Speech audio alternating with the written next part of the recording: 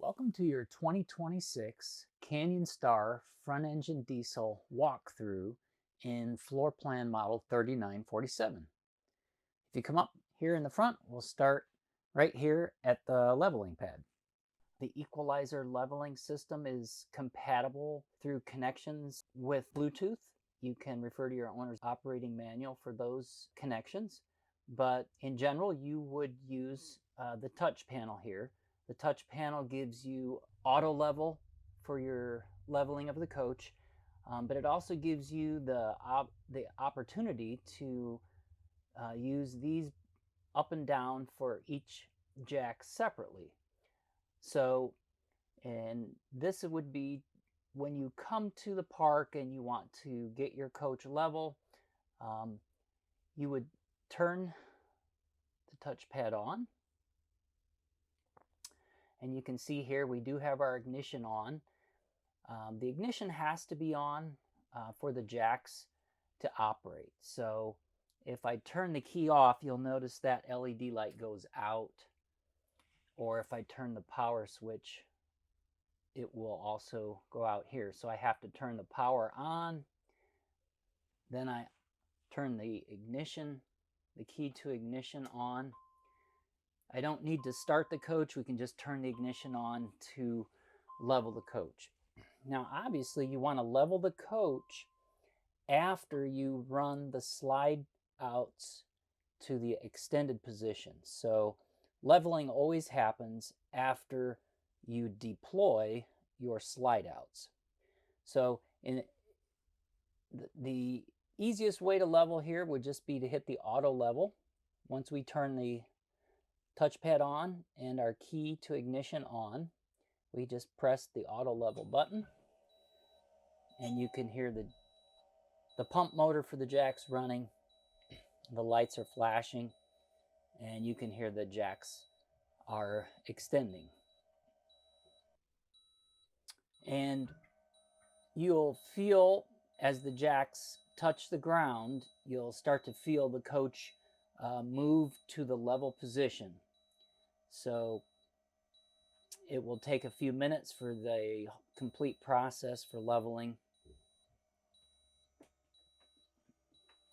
You can hear the tone of the jacks change a little bit as they get more weight put on them. If for any reason during the leveling process you were on too much of an angle and the jacks weren't able to completely level the coach, you would get the LED light that might come on for excess slope. If that happens, you would obviously need to move to a more level area for the jacks to make the coach level. You'll feel the coach making its final adjustments. The adjustments get slightly shorter and shorter until the coach is completely level. So you can see now the operating LED light went off. The buzzing or sound alarms tone went off. And all of our lights here are flashing, showing that our jacks have deployed and we are now level. So we can turn the touchpad off. We can turn the key off, then our touchpad off, and we've completely leveled the coach. The same can be done using the manual buttons, but the shortest easiest way to level is just hit the auto level button because it's all automatic and it's based on the leveling module that's located in the coach already, and it senses when the coach is level. So when we're ready to retract the jacks, we would do the same thing. We would turn our key on and then just simply hit all retract.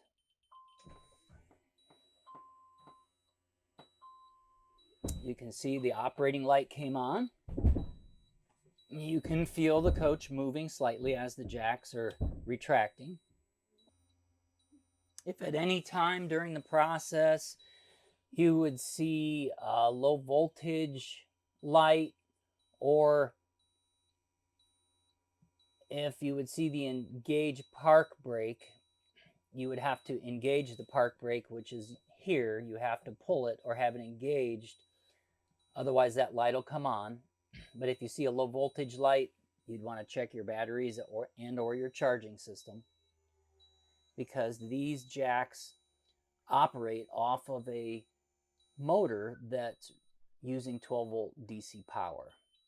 Okay, we have completed our retracting all of our jacks. Operating light is off.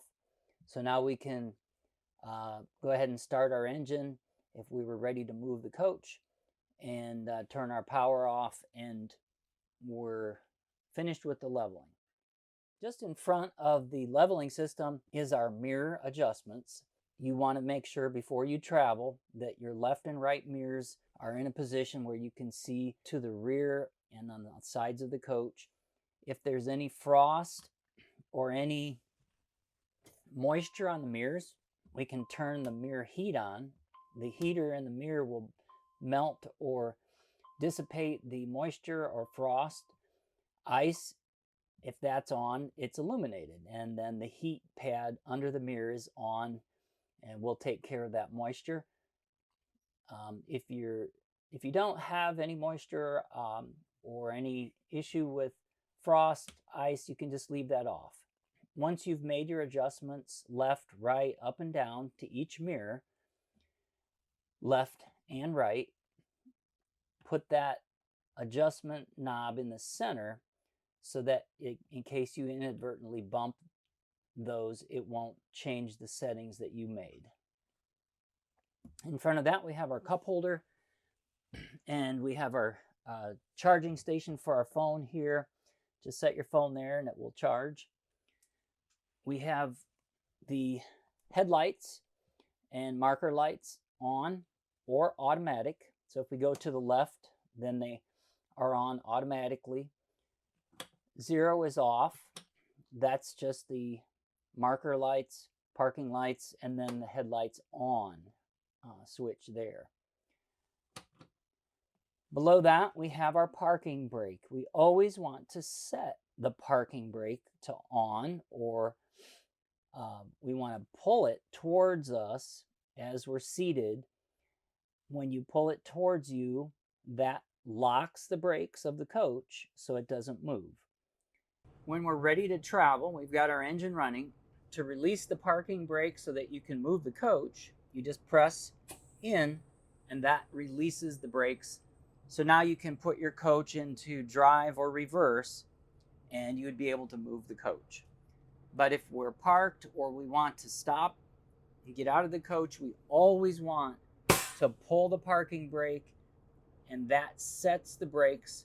Then we always want to put the coach in neutral after we set the parking brake so that it doesn't move. The lever just below the parking brake is the hood release for the front of the coach. So to release that hood, just pull back and that will release the front hood. Just below that, there's a pedal here. When you press down, now you can see my wheel wants to move automatically forward. It's got some spring tension so that moves out of your way. When you get into the driver's seat, you can move that, and you can adjust it, the tilt, wherever you like before you drive. Once you have it adjusted where you like, then you release your foot and it locks it into place. So press down, unlock, move to where you like, release, and it locks. Or you can press it and just move it all the way up out of your way when you exit the driver's seat. So just to, on our left turn signal here, we have additional controls for the headlights, for the wipers, and for the wiper wash. So wiper wash, just depress, push that in, and that will put your wipers into a wash cycle. You can adjust the speed of the wipers here. This is intermittent. here and off. Headlights here, if we have our headlights turned on, you can see there's an indicator of the bright lights or dim lights. So I can turn it on bright headlights or dim right there. Left signal, right turn signal. On the steering wheel, there's our cluster on the left. Our cluster is what you see here. The home screen, if you press the home screen, that's going to give your selection for what you can view on this glass dash.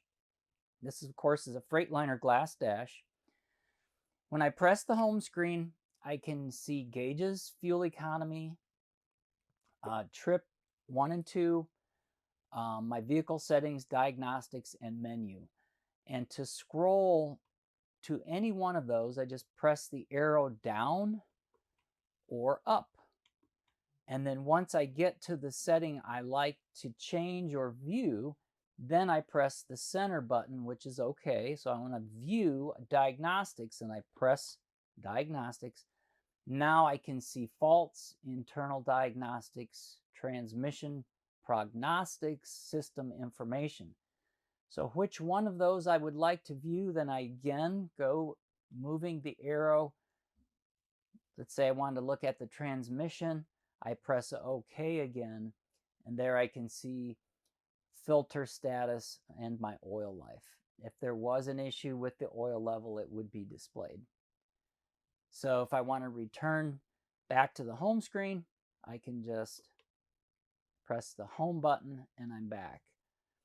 So any one of those, as soon as you are highlighted on it, just press the OK, and then you can select up or down in those categories. Engine loads, gears, oil pressure, coolant, turbo boost. The small icon on the left here of the cluster is your favorites selection. And if you press and hold that for 5 seconds in any one of these menus, then it pairs with that so that you can quickly press it and go back to that setting. In this case, I paired it with my Bluetooth so I could pair with my phone so I could make calls quickly. So it doesn't matter which screen you go to, as long as you're on that screen and you press that for 5 seconds, it pairs with that screen. So then no matter if you're at your home screen looking at any one of the other menus, if I decide, well, I want to pair my phone again, I can just press that button and I'm back to my Bluetooth pairing. Obviously, the center is your horn. And on the right side of the wheel is another cluster, which is for your setting your cruise control and canceling it. So to set my cruise control, you can see here, I don't have any RPMs, but the icon that you see here will appear if my engine is on and I'm running on the highway.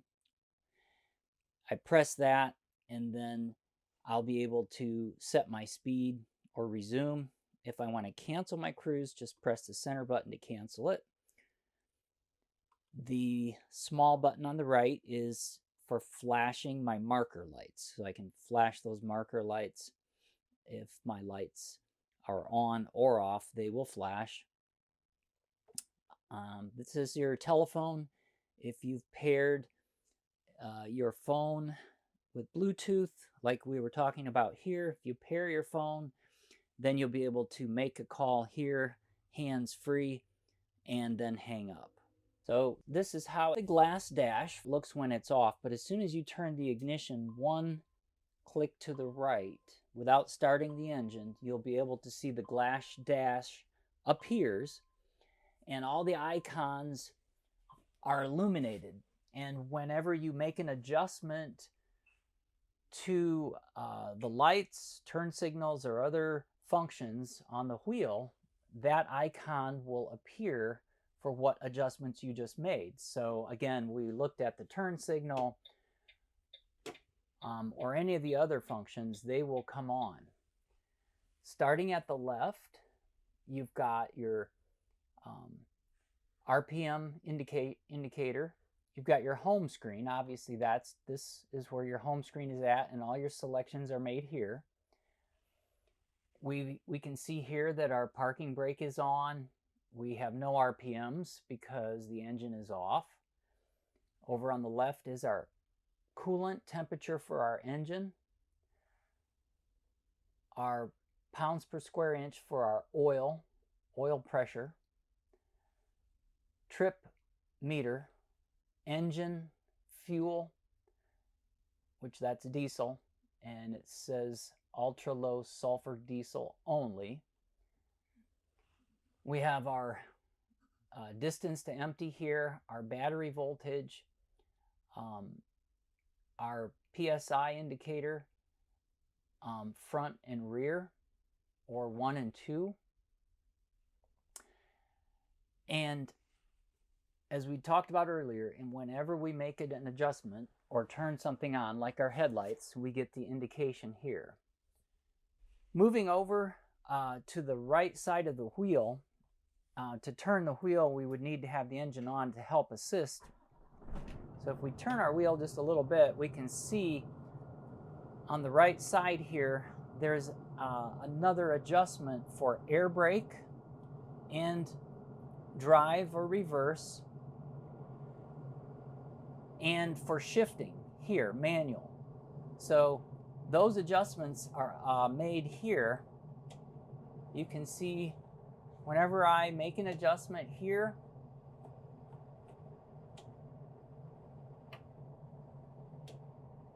then I'll be able to see if I hold the brake down and I press and I go to drive, you can see it goes to D1, neutral or reverse.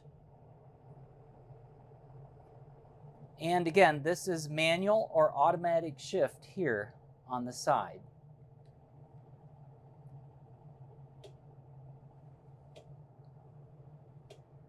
That's our engine brake and how much our brake is adjusted. We can make those adjustments for our engine brake right here. Just in front of the shift and brake lever on the right side of the wheel, there's your emergency hazards. So you can press that and they'll come on without the ignition key on. And just press it again to turn them off. So we've moved over here to the center of our dash, and you can see here we're scrolling through the menu. So this is actually a multifunction radio system, and when you press the menu button, you'll see the different selections you can make. We were at the Bluetooth, and we'll go back there in a minute, but you've got your radio, and you can tune your radio to selections you like. You can go to your media center and make your selections here. You've got Sirius XM. No signal because we're in a building.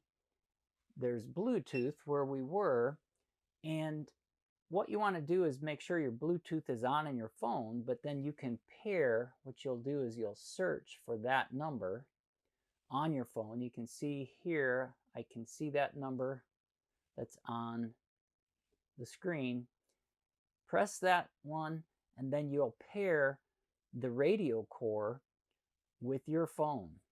Mine is called iPhone 2. So I would be able then, you have to allow it in your phone, but now I've connected my phone to the radio core so I can play music on my phone through the radio system, make telephone calls, everything that the Bluetooth offers I can make now that I've connected. So you have to make that connection first, then you can use your phone to make calls hands-free here on the dash. So if we go back, we have additional plugs. We have auxiliary plugs. One that you'll probably use a lot is your camera control. So if we're here at the menu and we press camera control, we have selections of our camera. Our camera view is on the right. What we see from the cameras outside, but we can change this view by pressing any one of these selections. So this is my right side of the coach. This is my left side of the coach. And those will automatically come on when you're driving and you turn right with the right turn signal, or left for your left turn signal. Whenever you put your coach in reverse, the reverse or rear camera will come on. But you can make those selections manually just by pressing it, going to the camera control. iPod navigation. Now you can see there's navigation here. If you're in the menu and you press nav, you have to accept.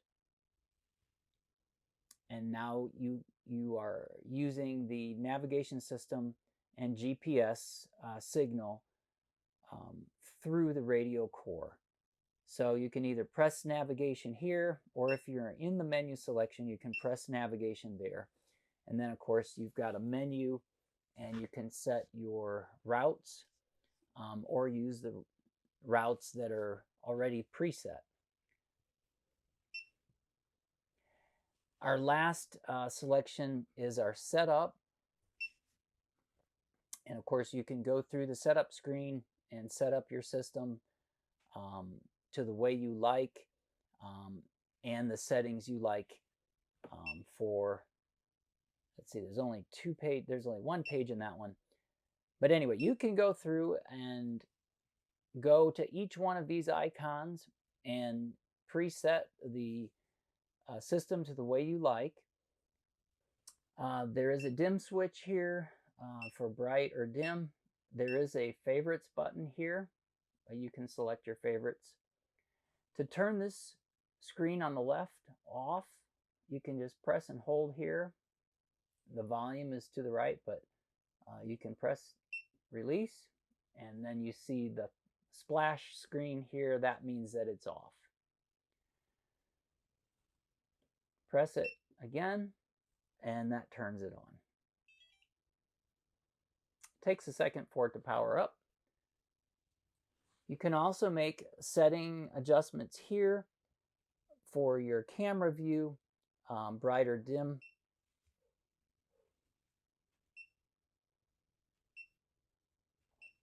You can see it's changing, brighter, dimmer, contrast, color, and then there's off.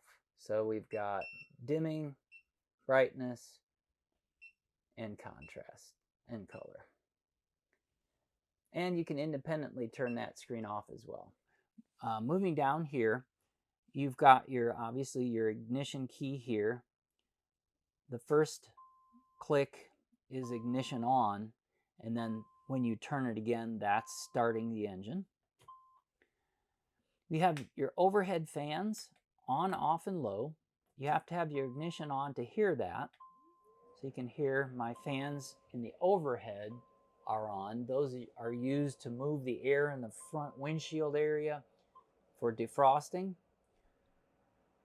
There's off in the center, or high fans at the top. I have my dome light above us. My visor is the shade in front of the night shade. Then you have your night shade here. If you'll notice, I've got the key ignition turned on. So if I bring the night shade up and then try to go back down, it won't go down. It stays at the halfway point. That's a safety feature that Newmar builds in. So you have to have your key off, or ignition off, in order for you to move that shade all the way down. That's just in case you're driving and you have your key on. You don't want that shade to come down.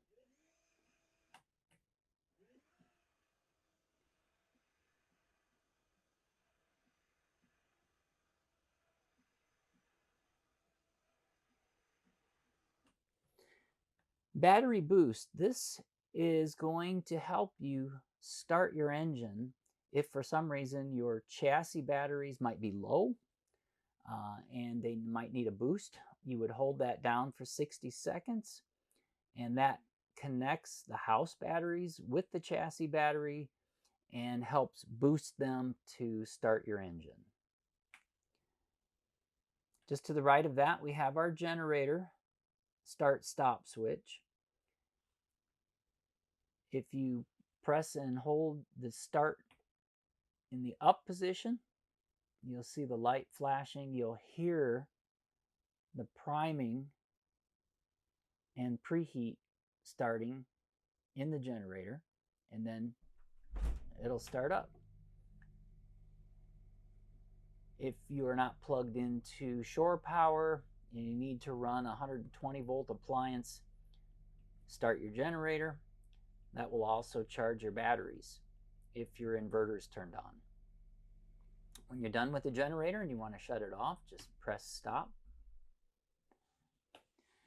The cluster to the right here on the bottom is for our heating and air conditioning in the cockpit area only. So when you're driving and you want to use the cooling system or the heating system from the engine, then you would turn this to the fan setting you like. As long as this is turned on to at least number 1, then you'll see the settings here that you can turn on if the key is engaged.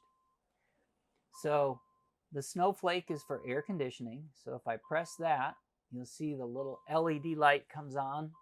That tells you that your air conditioning compressor is turned on.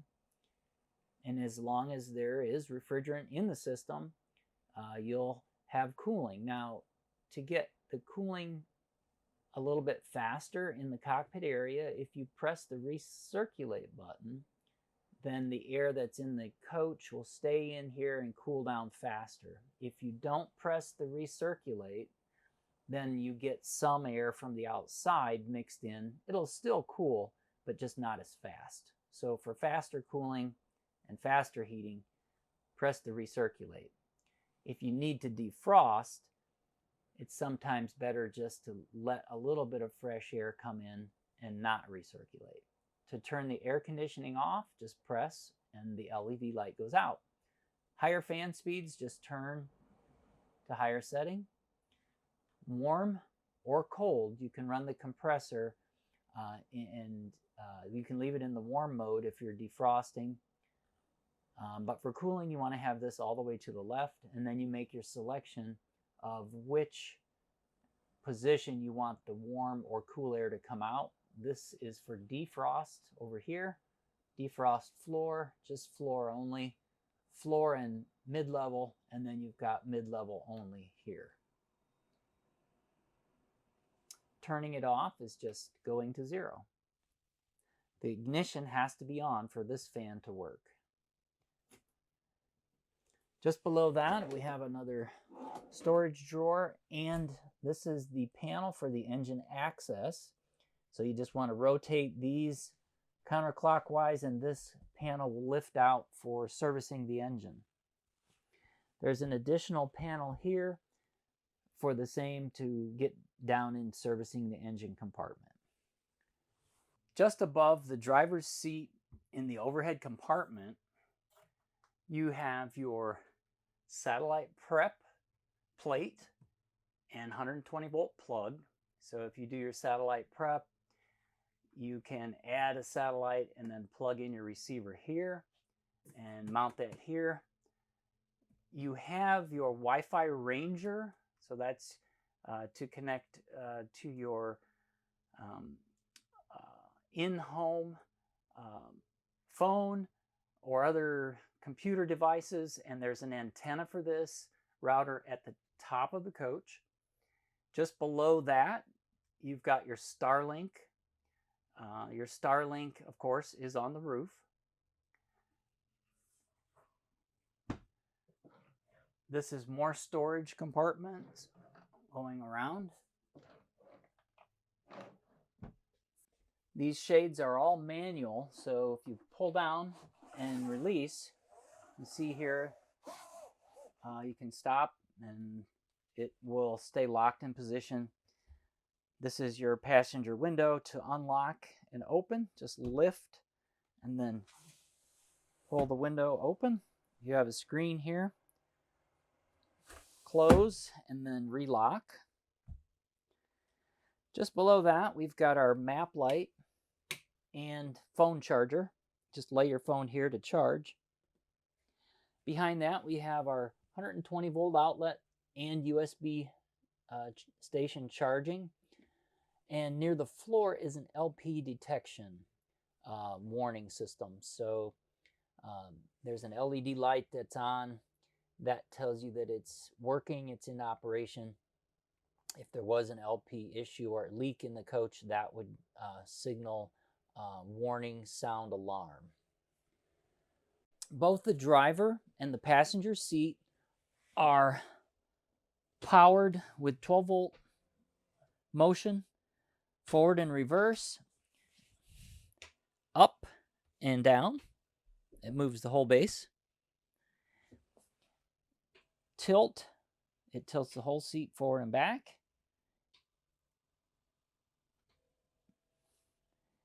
And there's a latching release for the entire seat to rotate towards the living room area. So as long as my seat back is forward enough, so if I want to make sure my seat is out of the way from the couch and the back is not going to hit, now I can release this lever and I'll be able to turn the entire seat over towards the living room area.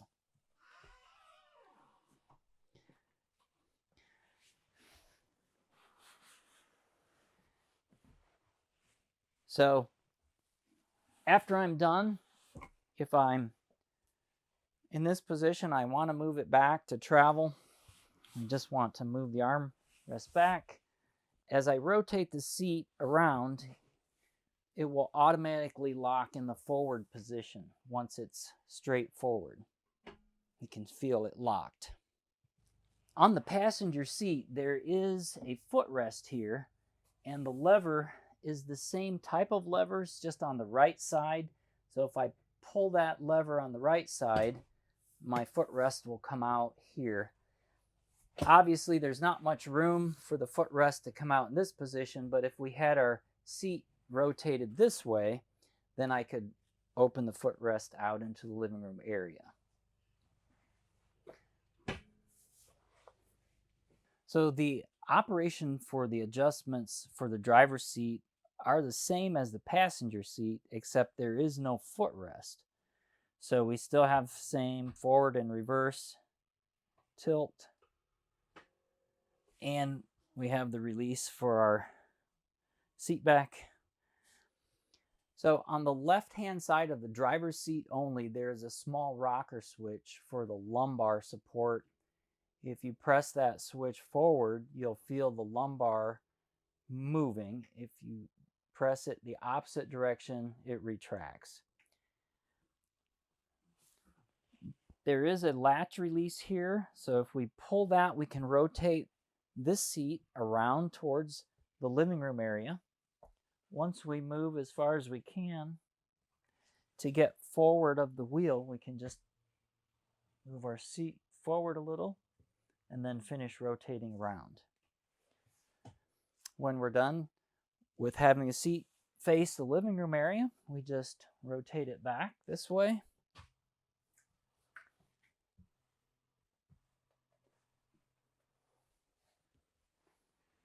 And it automatically locks into place. So we're at the theater seating area here in the living room, and above that we have our storage space.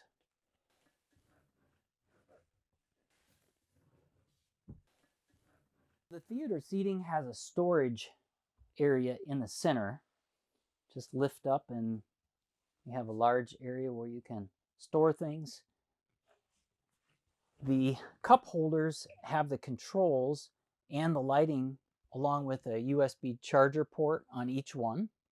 So to turn on the lights here, on and off. And then to extend the footrest and tilt the seat back, just press and hold till we get it where we want to adjust, and then to retract it is the button right beside it.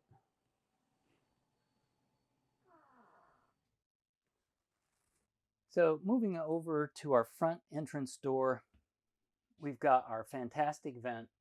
Our fantastic vent can be turned on and off here. You can hear it turn on. The vent is opening in the kitchen area. And of course we can change the speeds to the fan here, slow the speed down. If we want to override the rain sensor, just press and hold this bottom right corner button for 3 seconds and the red LED will come on, meaning that the vent will open, the lid will open, and the fan will come on even if the rain sensor is slightly moist or wet, which can happen. Even though it might not be raining, you can override. To turn the override off, just press and hold that for another 3 seconds, and that reactivates our rain sensor. To turn it off, just press here at the top, and that turns it off. Our ceiling lights, all lights off and on, and our patio light is here. To turn on the cargo lights for the baggage light compartment outside, there's a switch just underneath the fire extinguisher. So as you open the door to turn on those lights, this is the master switch, just turn that on to turn on your cargo lights. So here at the entrance door, if we open this overhead, we have our controls here for our energy management system. Our energy management system controls the 120 volt incoming and also how much power we use out of our battery source. So we see here that it's called a power control system. It's our central monitor panel, and you can scroll up or down. You can go in, you can see the loads, and if any of the loads are shed, which now there aren't. As you continue to scroll down, it gives you all the load statuses, the block heater, and all the other garage air, bedroom air are all turned on. So if you scroll back up, you'll see here we are plugged in. It's showing we have a 50 amp short cord power service. It gives the monitor panel information, and it tells us what line number 1 and line number 2 are doing. It shows the wiring status is okay. So moving over from our power control system, which does our load shedding, the inverter is located here for the charger and inverting. It's a Victron inverter system, and this panel will turn it on and off only if you've turned it on at the inverter in the baggage compartment area. So if the inverter downstairs is turned to charger only, this panel will not light up or won't be able to be used. Once you turn on the inverter at the base unit, you'll be able to use this switch to turn it on charger only, off, or inverter on. Newmar suggests that you leave the inverter turned on in case you have a power failure. The inverter will take power out of the batteries and continue to operate your appliances like your refrigerator so that your food doesn't spoil. There are 2 columns, the charger column and the inverter column, and the LEDs that are lit up tells you the status of what the charger is doing or what the inverter is doing. The knob on the right is preset to 30, but you can adjust it down if you like for the number of amps available in your coach for your charger. The control on the right hand side here is the Truma AquaGo water heater. The water heater can be turned on to on or eco or off in the middle. There's also a cleaning function if you rotate it all the way to the bottom. If you do go to the cleaning function, you'll need the special pellets to put into it to go into the cleaning mode. But if you inadvertently turn it to clean and then back to on, there's a delay in time that it takes to come back on, and it's a rather long delay. In the center is off. This is the Winegard over-the-air antenna. Once it's turned on here in the upper left, it scans for channels, and since we're in a building, it's only found one. After it's done scanning, you can do a rescan or a search again if you like to try and find more channels. It's probably not going to find any more than one because we're inside.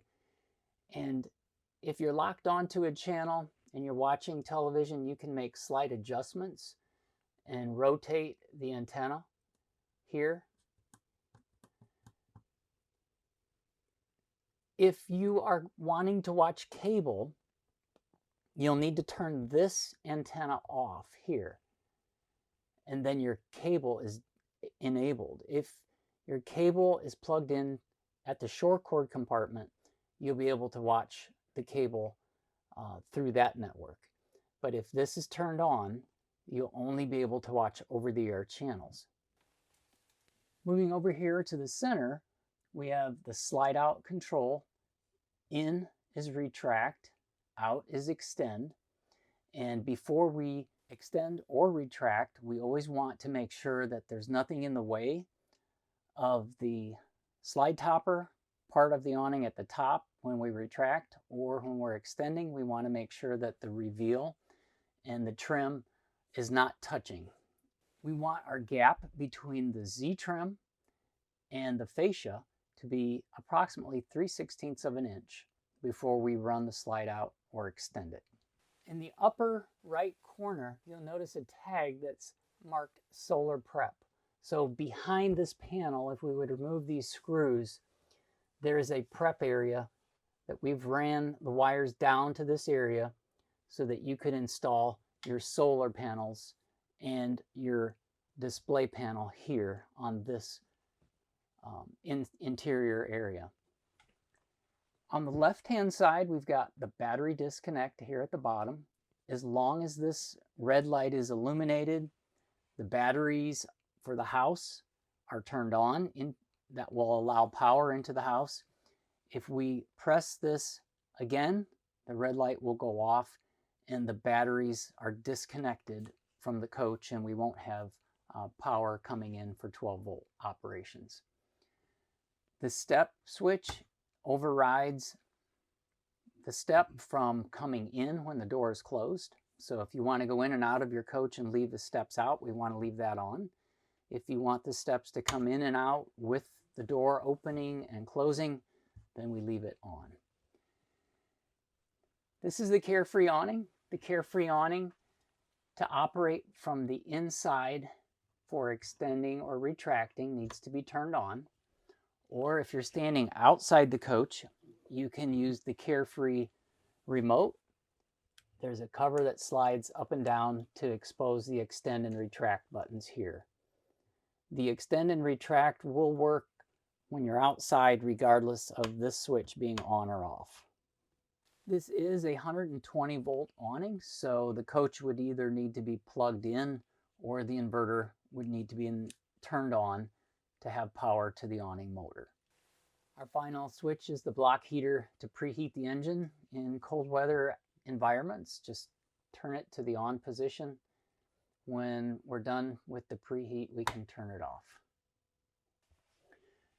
So when you look at your ceiling, you'll notice there are sets of louvers here. There's louvers with filters on the passenger side, and there's louvers here without filters on the driver's side. So the discharge air that's coming from the air conditioners or the rooftop heat pump air conditioners, they heat and cool. The air comes down here. The air that's coming down goes back up through the filter into the air conditioner and then back around. So all of the air is filtered here, going through these filters. So you want to keep these filters clean.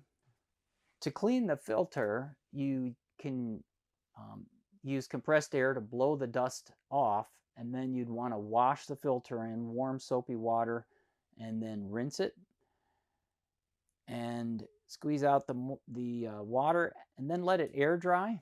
After it's air dried and clean, then we put it back in place and then put our louvers back up. Now there is an additional filter in this assembly here. You'll notice there's 4 screws here and a filter, and another 4 screws here and a filter. So these 2 filters need to be removed by taking out those 4 screws and then cleaned and then put back in place. And those should be done at the same time these are done, and the ones in the bedroom area. They all need to be cleaned every month or two to make sure that you have good circulation of air coming from your rooftop air conditioners. Newmar installs a smoke detector. You can take it off just by turning it counterclockwise and drop it down.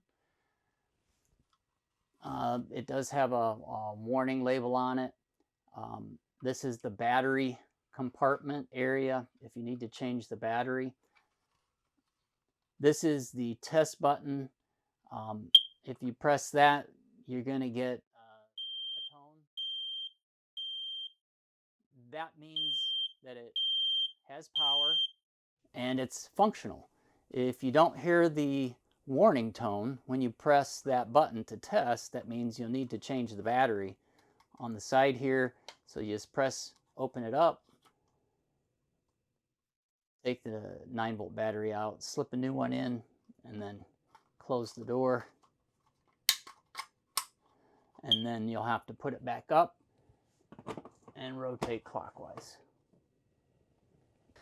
Located here in the mid hallway of your coach, you have your touch panel screen for controls. As soon as you touch it, it wakes up and it goes to the Newmar splash screen, and you can see the icons that are available here at the bottom. And as soon as you select one of those icons, it goes to that function or that feature. So if I would select tanks, that's going to display my tanks. Fresh, gray, black, and LP. It also shows water pump and my lights, my lighting control. I can turn my lights on and off from here. If I go and select my AGS, I can do my setup for when I want my AGS to come on or when I want it to stay quiet and not turn on. If I go to my HVAC screen, I can see that I can turn on my heating and ventilation and my air conditioning in the living room or the bedroom. When I touch any one of these settings, it turns from gray to red. That means it's on. So if I want to have my heating or cooling system on, I have to press that on/off button and make it red, and then I can control the mode. So currently it's in the off mode, so if I would press it again, now it's in the air conditioning or cool mode. Auto mode means it selects furnace or air conditioning for you. All you have to do is set temperature. Heat pump is the rooftop air conditioner heat pump, and furnace is your LP furnace. And since the furnace, we had that on for a second, you saw the flame come on and the furnace was going to give us heat. When we are in the air conditioning mode, whether cool or heat pump, we can leave the fan in auto or we can set the fan on low. If you set the fan on low, it's going to continue to run. You can hear the fan just came on. So if I want the fan to cycle with the air conditioner, then I just leave it in auto. Then the fan comes on with the air conditioner or the heat pump. If I go to my setup screen, I'm in my settings for enabling programming, HVAC, temperatures. I can set my time, for instance, if I need to change my clock to a different time zone, or the time was wrong. If you hit the back arrow, you can go back to settings here. I can set it programming or weekly. Going to the Bluetooth pair, if I get this app called the Newmar app, then I can connect my phone Bluetooth with pushing that button here. It's now in pairing. So this is flashing blue, and I would look at my phone and then it would be pairing with this app. When it pairs with the app and this touchpad control, it's going to be on Wi-Fi. The Wi-Fi is going to enable you to look at any one of these settings, and you'll see this on your phone. So you'll be able to control all of these functions on your phone just like you would if you were on the touch panel here. Now there is a range around the coach and inside the coach, and it depends on the Wi-Fi strength, the Wi-Fi signal, and for pairing it relies on the Bluetooth. So refer to your owner's manual for more information on that. The lighting control is for all of the areas in the coach: stool room, bedroom, bath, kitchen. So if I press the kitchen, I can turn the lights on or off in the kitchen. Overhead lights. And the living room, all off, all on here. So again, you can scroll through and you have control over all these functions that you see the icons for here at the bottom of the screen. So we're in our dinette, and we're going to go over the cabinets and the operation of the Dream dinette. If we open this cabinet, we'll see we've got our connections for our satellite on the back with 120 volt outlets. The HDMI cables are labeled source, Blu-ray, and satellite. And of course, that's where you'd put your satellite receiver and plug it in and make your connection to your satellite. This is your Bose soundbar. It has a remote.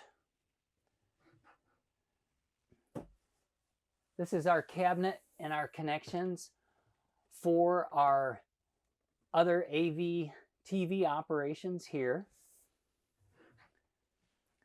You can see a small louvered plastic cover. That's our sensor for our room temperature. More storage here. And of course our lighting controls, additional GFC outlets with USB charging ports. To fold this dinette into a bed, there's a lever that you release here at the base. Once you turn that clockwise or down, then you need to remove the cushions.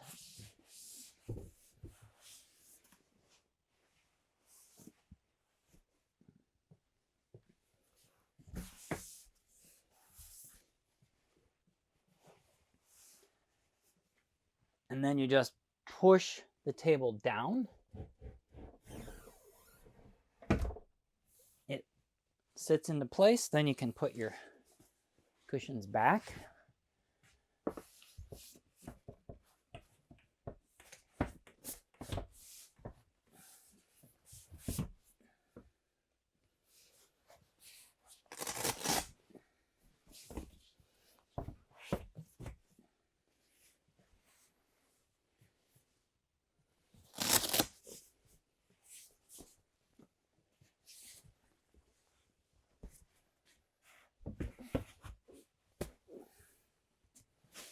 And then our center cushion, which is in the back bedroom, just bring it up and then slip it in place.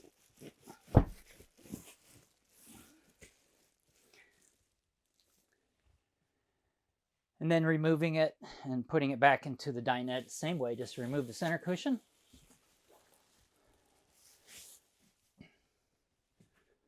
Have to move these out of the way to lift the table back up.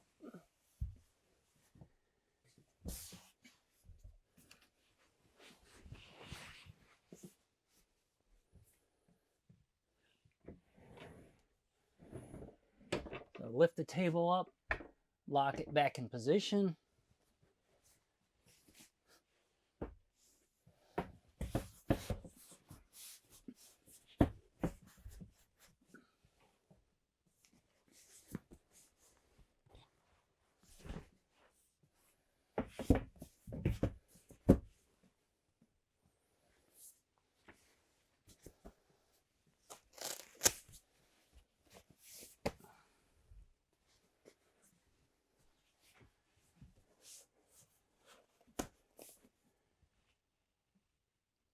and you're ready for travel. With your television, you'll have a remote control. Before you watch the television over the air or cable, you'll have to scan for those channels. And we talked a little bit earlier about leaving the television antenna turned on to make the scan. So in the overhead above the door, you have to turn your WineGuard receiver on, and then you'll get the LEDs around it showing that it's on. Then you would turn your TV on to scan for channels. So to scan for a channel, you'd want to come over here to your three bars and go to Setting. Then press the center button and then scroll all the way to the right until you see all settings here. Then press it again. And now you get the selection here for broadcasting, and that's what you want to choose. So you go down, use your down arrow, and then press the center button to choose it. And you want to go into auto program. So again, center button to choose the auto program. And now you want to hit the start because you want to search and store channels. So pressing the center button again to start. And it's going to ask you which channels do you want to scan. And regardless of watching air or cable, you're going to have to scan for channels. So you can do air or cable, or you can do both. In this case, we're just going to do the air channels. So we're going to choose air by the center button again. And it goes through a scanning process, and it will tell us how many channels it finds. Now we're inside of a building, so the scan is probably not going to show too many channels. All right. No channels were found, obviously, because we're in the building. Now, if this would happen outside, you would have to scan again. When we're done scanning, we have our channels scanned. We can go back to the home page, and we can view live TV.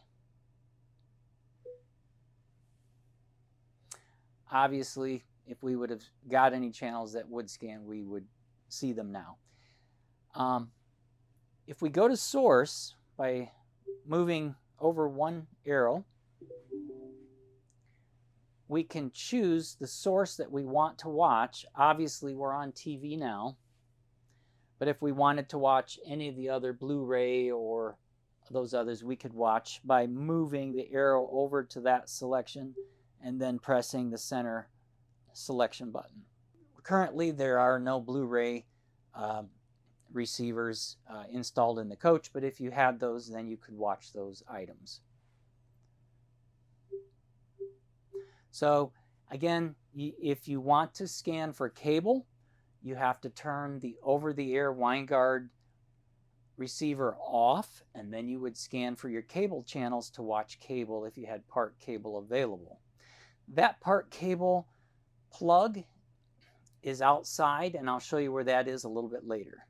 But that has to be plugged in for you to watch cable, unless you're watching one of these other selections here. So we'll turn the TV off, and we'll move on to the next area.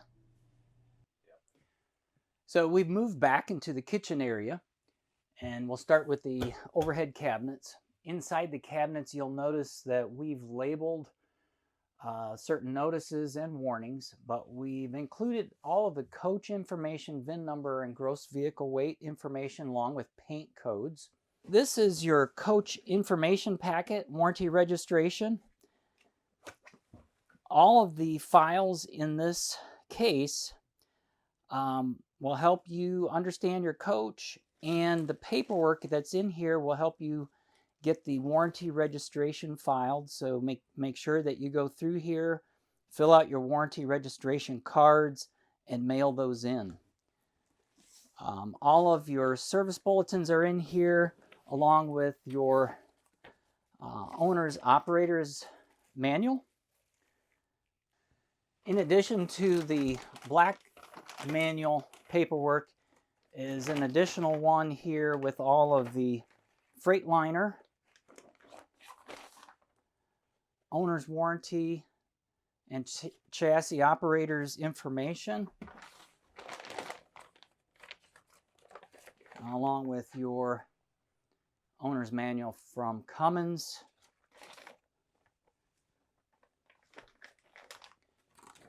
There's a hubcap wrench here with your chassis information. We'll show you how to use that.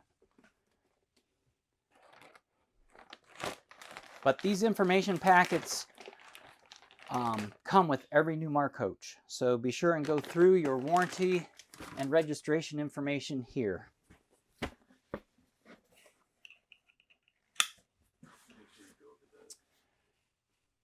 Up in this cabinet, you'll notice a cord, 120 volt outlet here. This needs to be plugged in to operate your microwave.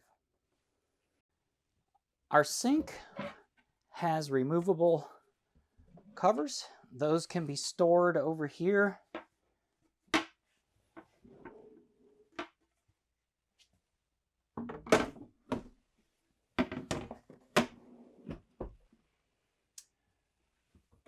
The microwave handle is here. Newmar installs an additional locking mechanism to keep the door closed during travel. So you'll notice that you'll need to push it to close, and that will keep it closed during travel. These two removable covers have a cutting board on the back side. So they serve two purposes, two functions. There's a cutting board on each one. This is your true induction range.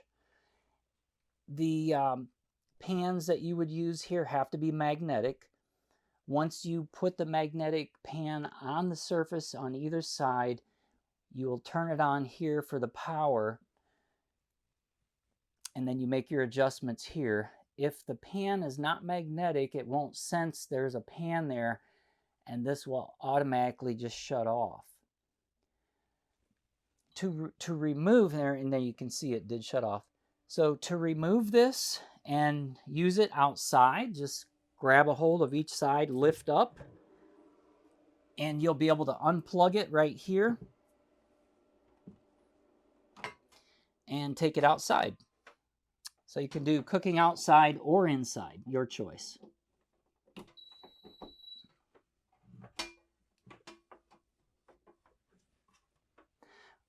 And just reinsert it back in place. And then put our cutting boards back on here.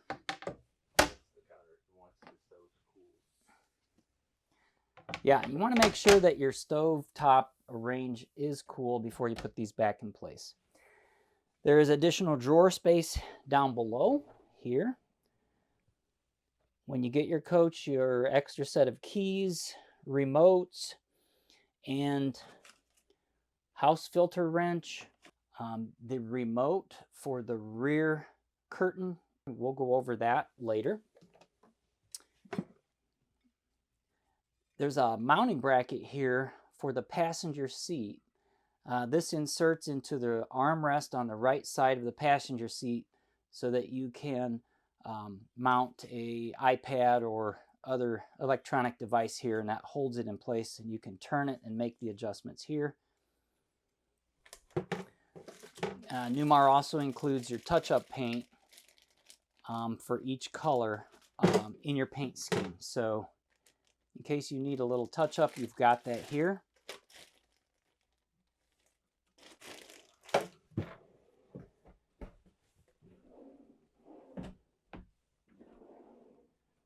Those are our covers, sink covers, more drawer space here.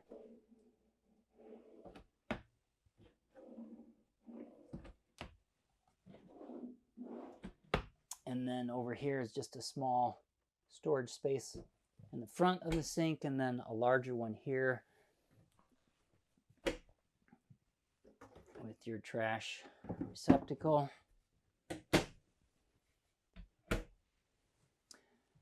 And there's a window here.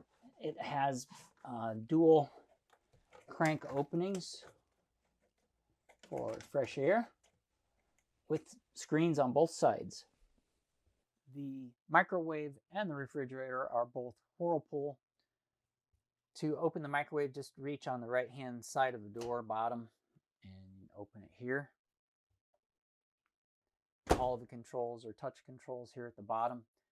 If you need to unplug this for any reason, the cord is on the inside back panel of this door. Moving over to the refrigerator, Newmar installs a secondary door lock. This lock keeps the doors from opening when you're traveling. So now the doors are locked, won't open. So left is lock, to the right is unlock. So if we want to unlock to the right, we can open these doors. We have an ice maker at the top, and the temperature control is on the back wall.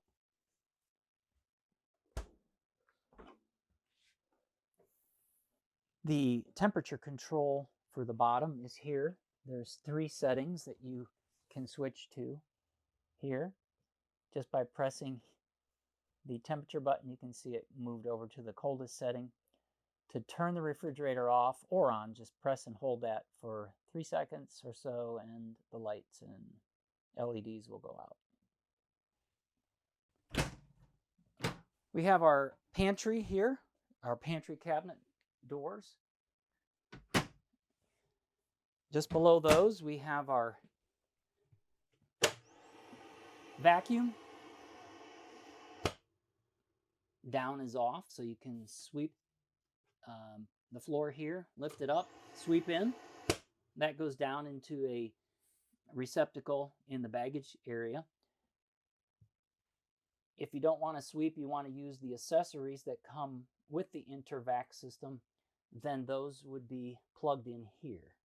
If you'd rather use the accessories to sweep the floor than a broom, which would be here, we have the intervac accessory bag that's in the baggage compartment area. Those accessories are all here.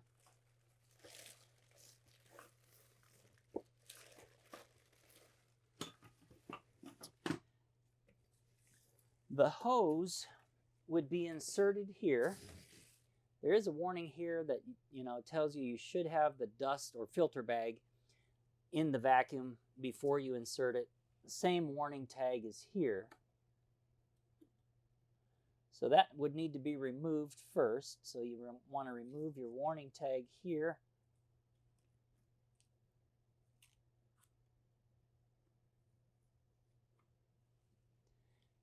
And then you would want to plug your hose in here.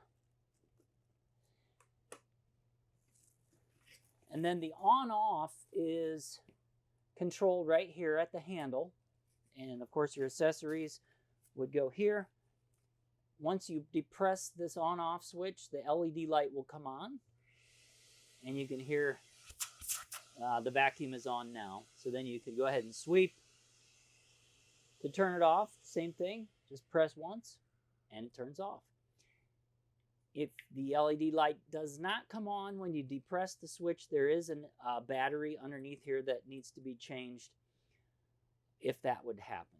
If you need more instructions on how this operates, you can scan this QR code and go online to learn more about your system, or just refer to your owner's manual in the black bag. When you're storing the hose, since that is the on-off switch, you want to make sure that it's stored so that nothing's going to bump up against that and turn it on inadvertently. We're moving into the full bath here. And as we go in, we see a shower, sink, and our toilet. So let's move over into the shower area here. You can see that you can make the adjustment to either the handheld or the shower. This is our hot and cold adjustment on and off. It has a fold down seat if you'd like to sit down and shower. You'll notice that the door is a slider, but it has a lock. So Just make sure before you travel that that lock is engaged or down so that door does not slide while you're traveling. So that would be for showering, and when you're finished, just close this all the way and then lock it. There's a skylight here above. There's a discharge, and you have your fantastic vent here. This fantastic vent operates just like the one in the kitchen. There's a wall switch here.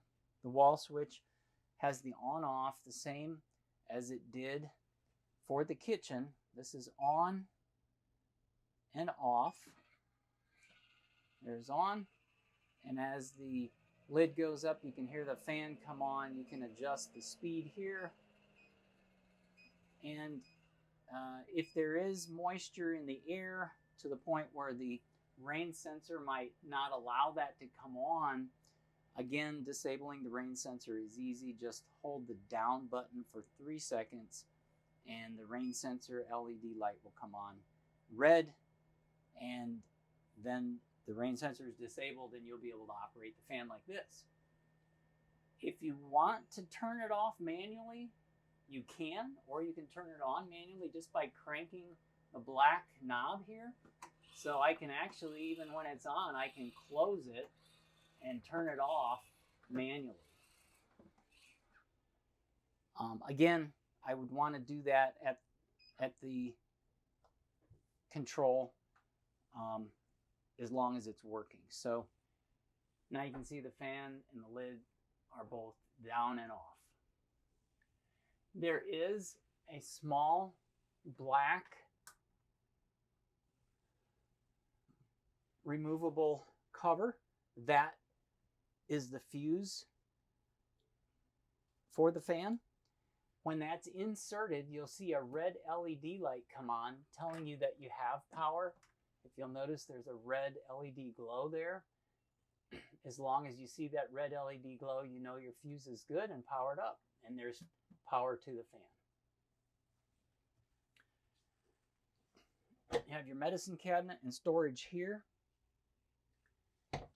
Just to the right and below, we've got our 120 volt outlet here. It is GFCI protected. If the GFCI trips, this one is resettable.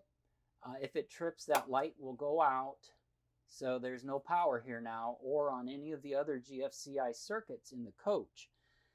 So if you're not getting power in the kitchen or another outlet that's GFCI protected, this one might be tripped or another. You want to make sure to go to that outlet and reset by depressing that top button so the green light comes on, then you know it's working again. There's more cabinet space on the other side here. This cabinet contains our 120 volt and 12 volt breakers and fuses, also our resettable fuses. If for any reason you have an appliance that stops working, you can check here for if it's a 12 volt appliance or feature function.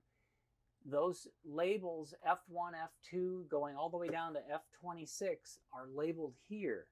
So if, let's say, your awning quit working, that is an F6. So then I would go here to F6 and check my awning fuse. If it was blown, I have spare fuses up here. I would get a fuse that's the same size and reinsert it, throwing the old fuse away, and then that function for the awning should begin working again. So all of the appliance functions are labeled here for our 12 volt system. If it's a 120 volt appliance and for any reason that appliance may not work or it's not coming on, you'd want to come over here and check that label for that product. Let's say it's the microwave. Here's the microwave breaker. To the left is off. To the right is on. So you can see here our refrigerator is turned off.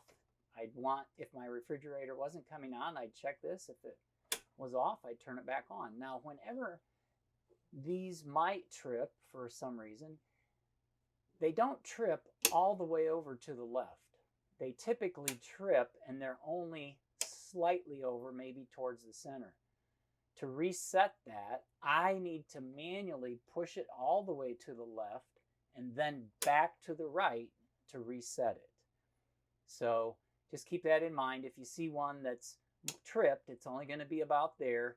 You have to go all the way to the left and then back to the right to reset it, to turn it on. All of our 120 volt breakers are here. Engine block, air conditioners, inverters, cooktop, microwaves, refrigerators are all in this area. This is our main breaker. Here's our main to the pole. So if our main breakers are off, none of these are going to come on. Okay?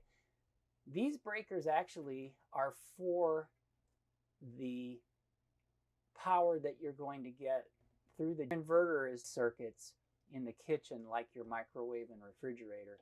So as long as your inverter is turned on, this sub panel, it's labeled here, sub panel, these breakers here, these will operate and work as long as the inverter is on. These work in the upper half always when your generator's on or you're plugged into shore power. So close that when you're finished. This is the Dometic toilet. This is not the macerating one, but this flushes just simply by depressing the foot pedal here.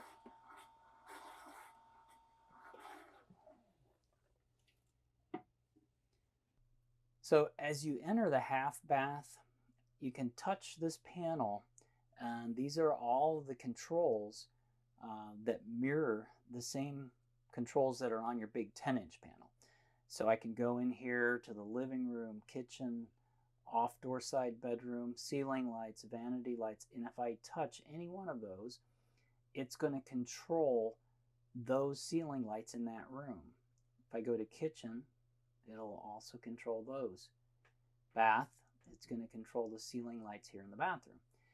Just remember that if you want those to come on and they're gray, you have to press it and it turns red to come on. So that's same with all lights on, all lights off. This is the master. There's a home position here. This will tell you what your tank levels are. Or we can control our AGS or our HVAC in the same way that the large panel does. So we can go through and we can turn on living room or bedroom air conditioning or heat. Just remember that if we turn the on-off switch to the bedroom or the living room, it turns it on when it's red. So you have to have that red before you make your adjustments to your temperature, and that will control your heating and cooling. So if we go back to the home screen, you can choose either one. These are our tank levels. We can turn our water pump on just by pressing the water pump button. Our automatic generator start, we can turn that on, but we have to press the on button for our AGS to come on and work. When any of these are highlighted red, that means that those functions are on. Right now, the ones that are gray are off because you can see we have shore power that's plugged in. So we don't, the generator wouldn't need to be on, or the AGS wouldn't need to turn the generator on. Just below that, the demand, if we have a demand for HVAC, or if we need our house or chassis batteries charged, we'll need to set a duration time for that charging to take place when it drops below those voltages. If we need to set quiet time, we just go in here and we can set our quiet time up by going to setup, and now we can set our quiet time from whatever hour to whatever hour, AM to PM. So we'll go back to our home screen. If you need to set the time of the day, you'll have to go into the HVAC setting screen, which is here. So you'll press the HVAC. Once you're in the HVAC screen, go to Setup here, and then you can go to Set Time. So we can set the time of day here and the date in case it's off for when you start using your panels. So once you set that, you can go either to the home screen or scroll back. There's other settings you can enable the run weekly or AGS. If you don't have it highlighted red like that, it won't come on. And then of course you can just go back to the home screen there. If you need more instructions on operating, just refer to your owner's manual for the touch panel here in the bathroom. They're basically the same as the 10-inch one in the living room. There's another one just like this in the coach, the same size, that's in the bedroom on the bottom side of the cabinets. As you're laying in bed, you'll be able to operate that panel just like this one. Moving into the bedroom area, we have our sliding pocket door. To release the door and go in the closed position for the bedroom, we have to push down to unlock, and then we have to move it over.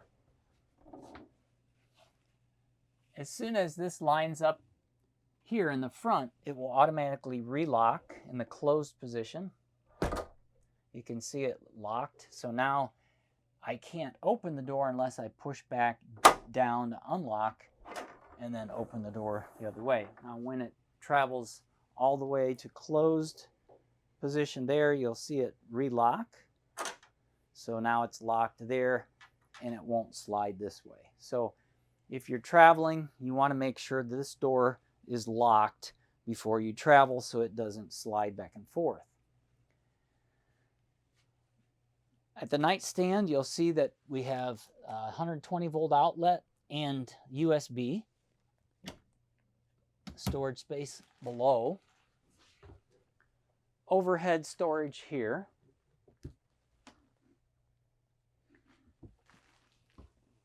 There is a 120 volt outlet in the back wall there. The shades on both windows on either side are manual, and they have a window that's a slider window. So you can open and close that window here and then lock.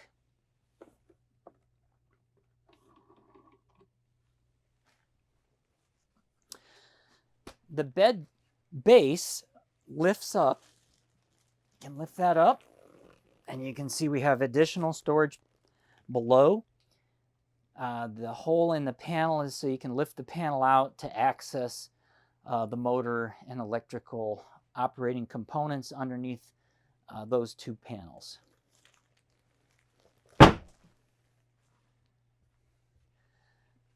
The nightstand on this side of the bed is the same as that one. It has the 120 volt outlet and USB plug-in.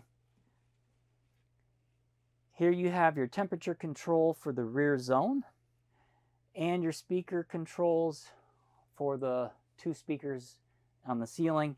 And you want to hear that, what's playing on the radio in the back here in the bedroom. Just turn these speakers on or off, or you can have one or the other on. You can choose if you want one or two. Above we have the same type of filtration for our air conditioning and heat pump. We want to make sure and have those removed the same way. Keep these filters clean, and then after they're clean, just put them back in place.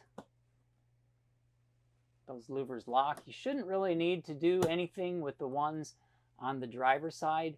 That's just your discharge cool air and or discharge warm air, depending on what mode you have the air conditioner and heat pump or cool. In the center of the room, we have our CO2 detector. You can test it similar to the smoke detector in the front of the coach. Just press and hold the center button. and you get the warning sound, and you get the LED light flashes. That tells you that your battery's good and that it would sound in an alarm for CO2. If you don't get the sound or the light, just slightly squeeze it, pull down, and replace the 9-volt battery. After you replace the 9-volt battery, do the same test to make sure the sound and the LED light are working.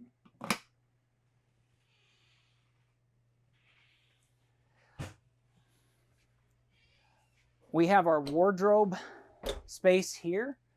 There is a large decal that we put in this cabinet area with all of the model and serial numbers of all the appliances in the coach. So if you ever have an appliance that needs to be replaced or was replaced, you're not sure what model you need, come back here. The model and serial number of the original appliance is here.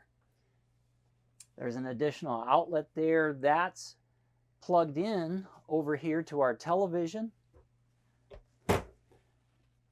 Just below the TV, we have a cabinet here that's another AV or audiovisual cabinet where we could put our satellite receiver, and our satellite hookup is here, along with 120 volt outlet for the receiver in that compartment.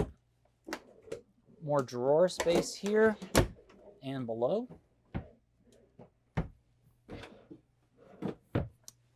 And on the wall we have our lighting control, again for ceiling, dresser, accent, high and low. And we have our slide out control in and out for the bedroom slide. We want to make sure before we operate this to read the warning labels, not allow children to use it, and make sure before we run the slide rooms in either direction that there's nothing on the floor or on the outside of the coach that would be in the way for that operation. These are not a momentary switch. You have to hold the position of the switch out until it's all the way extended or in until it's all the way retracted. There is an egress window here in case of an emergency where you would have to exit the coach, and the directions on operating or opening this window are here. The pull handles are on here, they're labeled red. Again, just opening these on both sides, then pushing the window out is the way you would exit. You can relatch both of them here. There's no screen here. Okay, so we're at the front of the coach here, and we're going to demonstrate the lighting on the coach. So we're going to do the marker lights first. You'll notice on the top and sides, all the marker lights are on now. And now we're going to turn on the headlights, bright and dim, and our turn signals.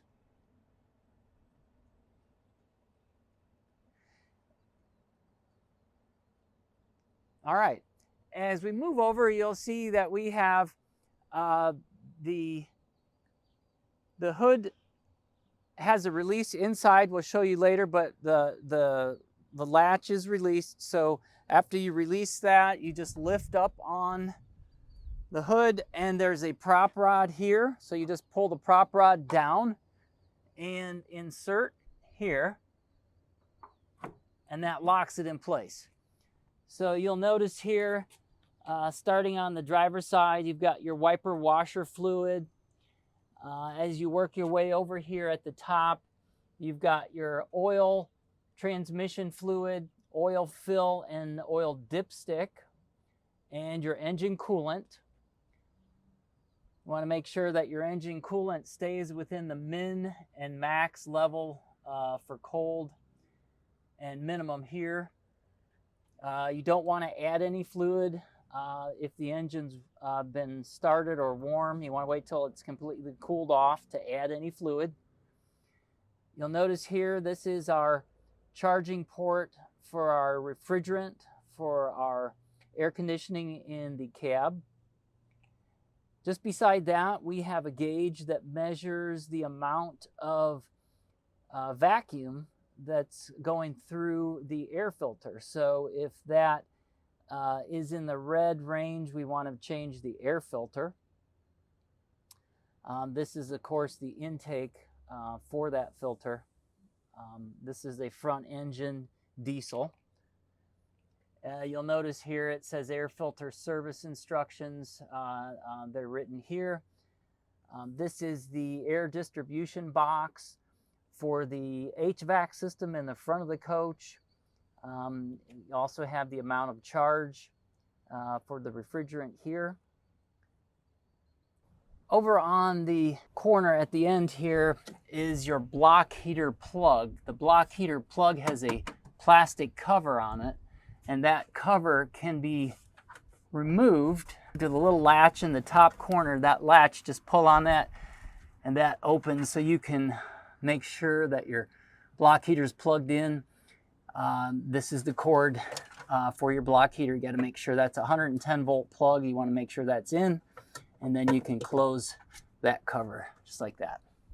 So when you're done servicing in the front, just release the prop rod here and lock it in place and close. We're at the front passenger corner of your coach, and you'll see there's a rear view camera, and this is for when you turn your right turn signal on. That gives you the view for this side of the coach, so that you can make sure that there's nothing in your lane when you turn. There's one on the opposite side as well for when you're turning towards the driver's side. This mirror has an adjustment here. If you need to make a big adjustment on the mirror, you can loosen these 3 Allen screws, and you can tilt your mirror or turn it. All the way up at the top, you'll notice an awning that goes all the way down. There's an awning remote here for open and close. So press B for open, and if you press it again,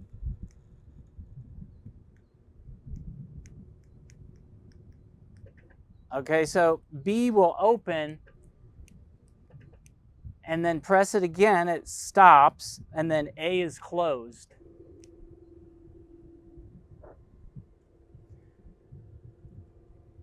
To turn on the LEDs, there's a switch on the inside. So that's your remote for your awning. There's a sliding cover here that you can push up to block the buttons so you don't inadvertently press them. So you can put that on your keychain. We're at the end of the awning, and you'll notice there's a sensor here at the end. And what that is if there's a lot of motion from wind, this will sense that motion and turns the retract on for the motor so that the awning stows and doesn't stay out when it's a windy day. So just to simulate that, I'll go ahead and grab the end of the awning and move it, and the shake sensor will know that there's simulated wind and should retract the awning. So you can see just that motion there, and the awning is going to retract automatically. So if you weren't around and the wind kicked up and the awning started to move, it would automatically retract.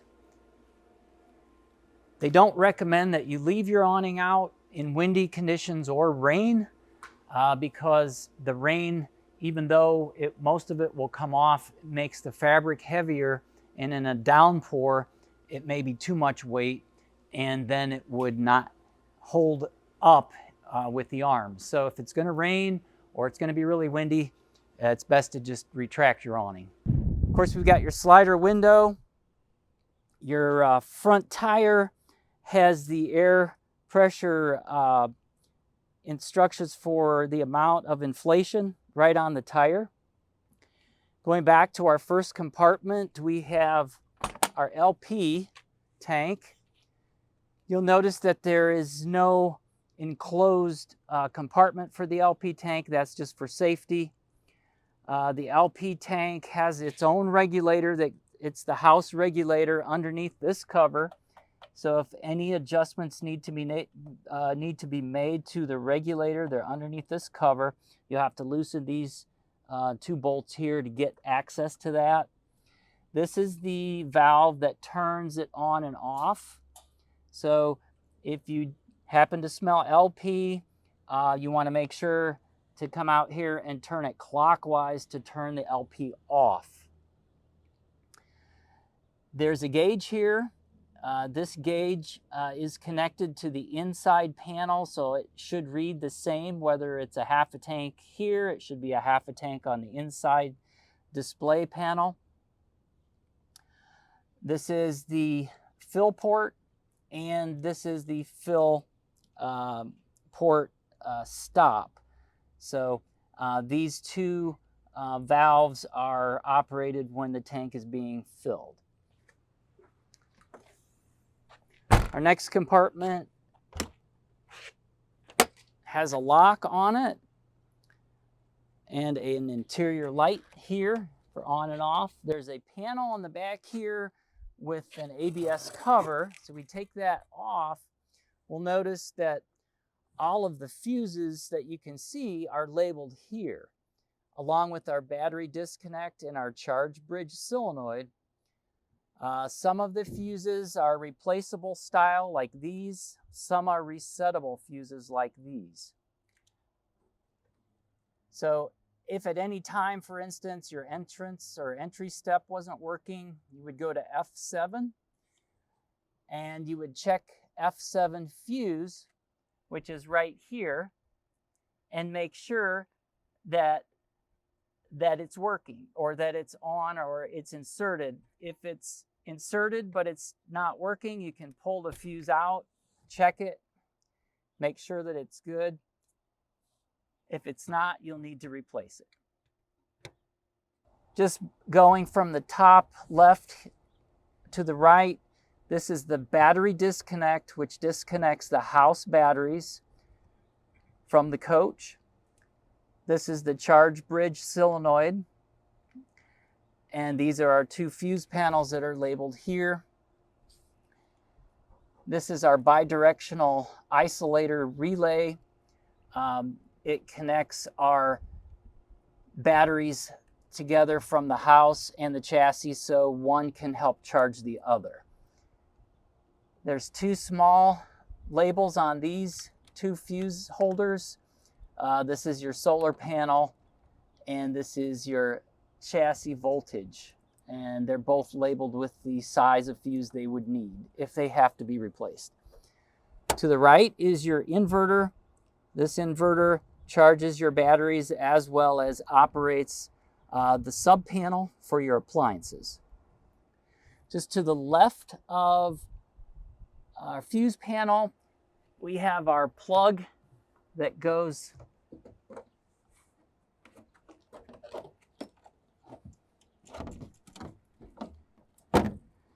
up to our TV.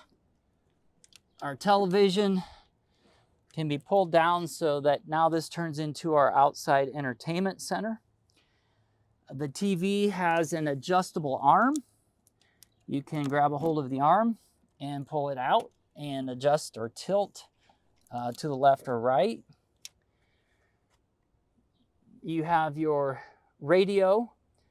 Your radio here can be turned on and off and be paired with Bluetooth. Of course, this is your volume and your tuning here, and your selection for band. This is your on and off here on the top left. So when you're finished here, just turn that off. There is also a USB port here. You can just close this, and there's a magnet here on the back side of the arm. So when you close this, it keeps the arms together so that it's in a, there's another magnet here, so that arm stays closed when the magnets come together. You can hear it close. So if you lift that up to store it, just push back and make sure to lock it in place. The Velcro straps hold this panel against our fuses and our disconnects. There's an additional plug here for other accessories, GFCI protected, and of course the light that we showed you earlier. We've got the Victron inverter, and this is the switch that needs to be turned on down here if we want the one in the overhead above the entrance door to operate on, off, or charge. If it's off, the overhead switch won't work, or if it's just set to charge only on the bottom, then the one in the overhead won't operate the inverter. So we want to have this one on first, and then the one in the overhead will work. To lock this compartment, it's a black key to lock and unlock. There's a number here. The number is 415. Just match the number to the key, 415. And then I can close it. Close it and lock this compartment.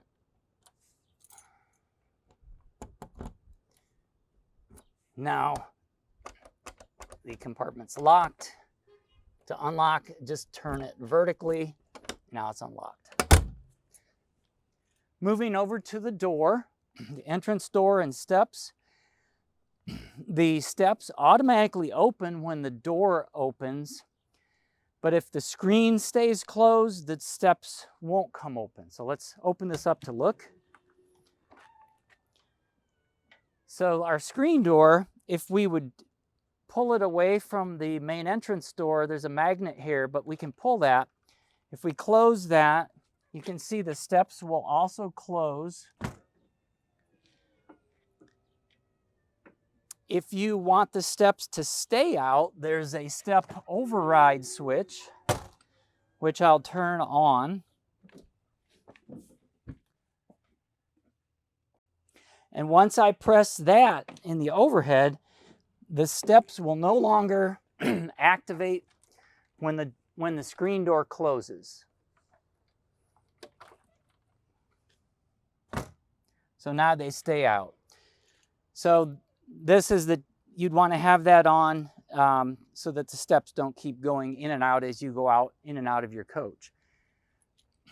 To lock and unlock the door, you can do it manually here and with the keys.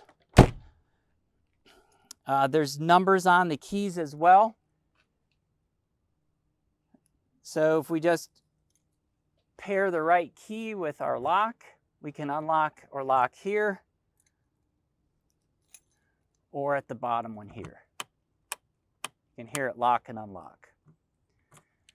Now, obviously, if we're inside, we would want to lock it here for the deadbolt or here just for the door handle. This red lock is just for the screen, so once the screen closes, we can lock the screen door if we'd like.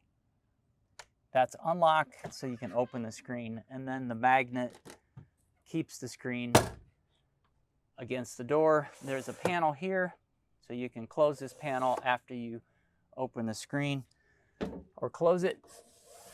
There is a blind here, so you can get fresh air in, or you can block the sunlight with that screen and keep your coach bug proof when you close this door or the screen door. There's a speaker here that's connected to our outside entertainment center.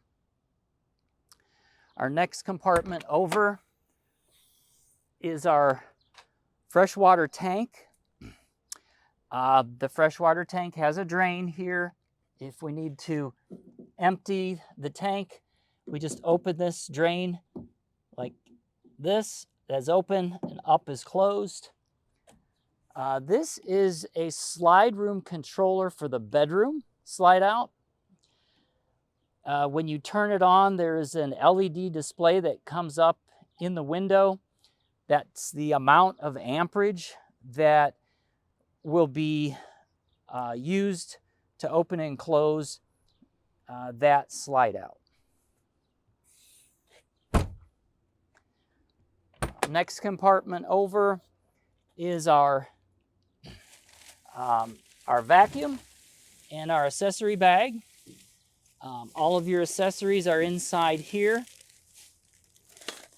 And we'll go inside the coach in a little bit and we'll demonstrate that. But you can use this vacuum right here and attach it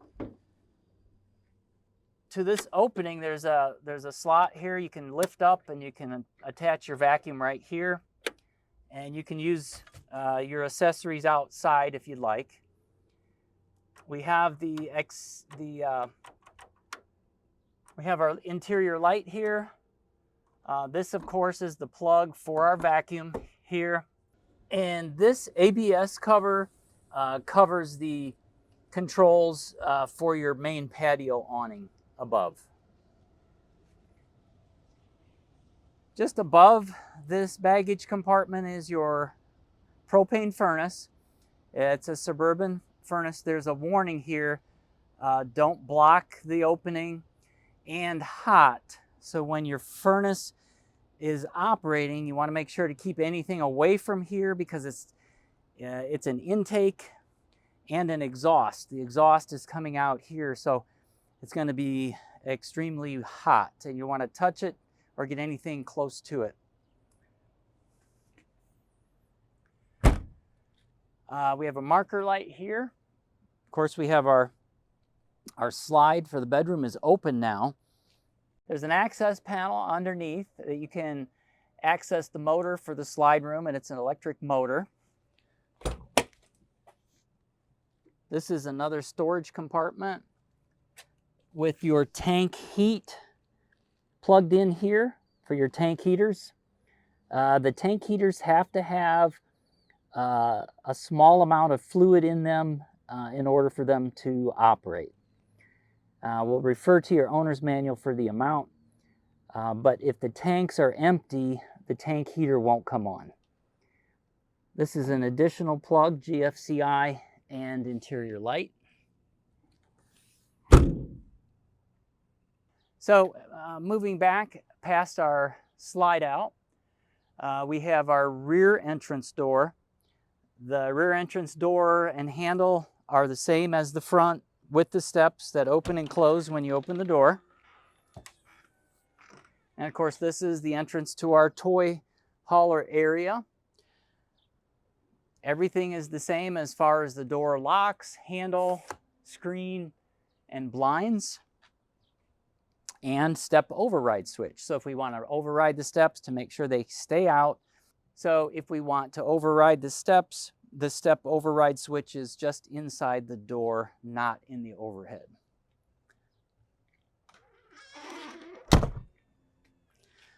In our next compartment back, just a storage area. And our last one is more storage. So this is an exterior vent to the toy hauler area. It has a manual handle control, so you can open and close this vent for air circulation inside. Just above the door, you have your patio light, and this is your window that you can crank open from the inside for the toy hauler area. All right, so we're going to demonstrate the marker lights, brake lights, and the rear backup lights. So that's the brake lights on.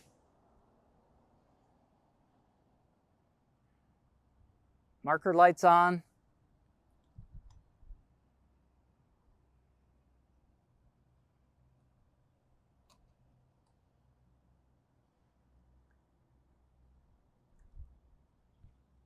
Turn signal left, turn signal right.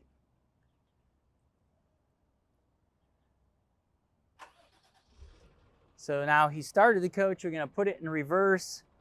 So you can see our backup lights should come on here. So there's your backup lights. All right, now we'll turn the coach off. If If you notice in the corner there, you've got your drip rail. Of course, the water that comes off the roof comes down the drip rail and comes down the either end, the front or back. We have our marker lights at the top. Our rear view camera is in the center at the top. And you can see this door we're going to open. To open up the back hatch and extend it, there's a lock handle here. So you have to reach up, and there's a yellow handle that you can see as you're standing here with a trigger on the top of it. Once you pull that trigger down, you'll be able to pull the handle down. That unlocks. And now we can pull the door down.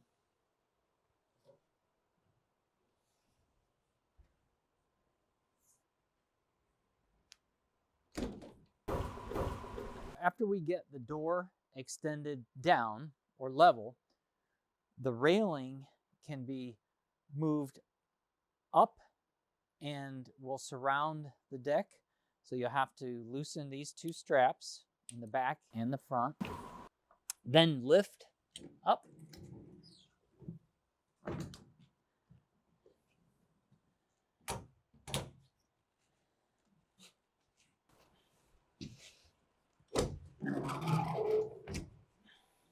And then release these two straps and then rotate open.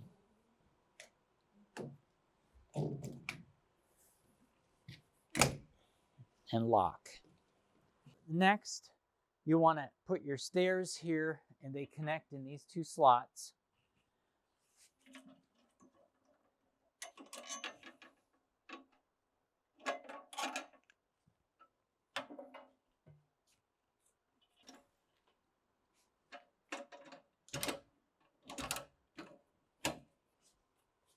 And then you can install your handrail.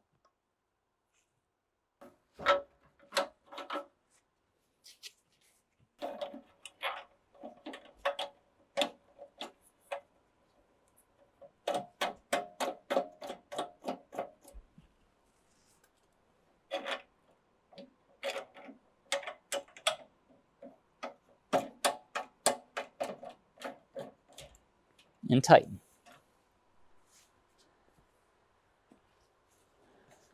In the interior right now, we've got the table and the bed lift, which folds out into a dining room area or setting. This can be removed. There's 3 legs that come out of the floor. So we can take this table out, remove the legs, and then we can fold this back into a bed or just lift it up out of the way. So we're going to show you how to do that now.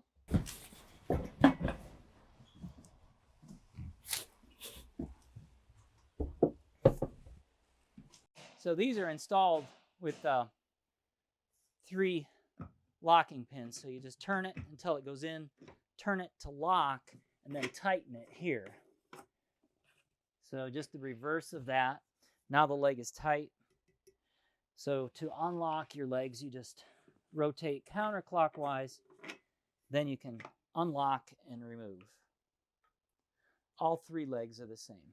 After you put the leg, or take the leg out, you want to put these caps back on,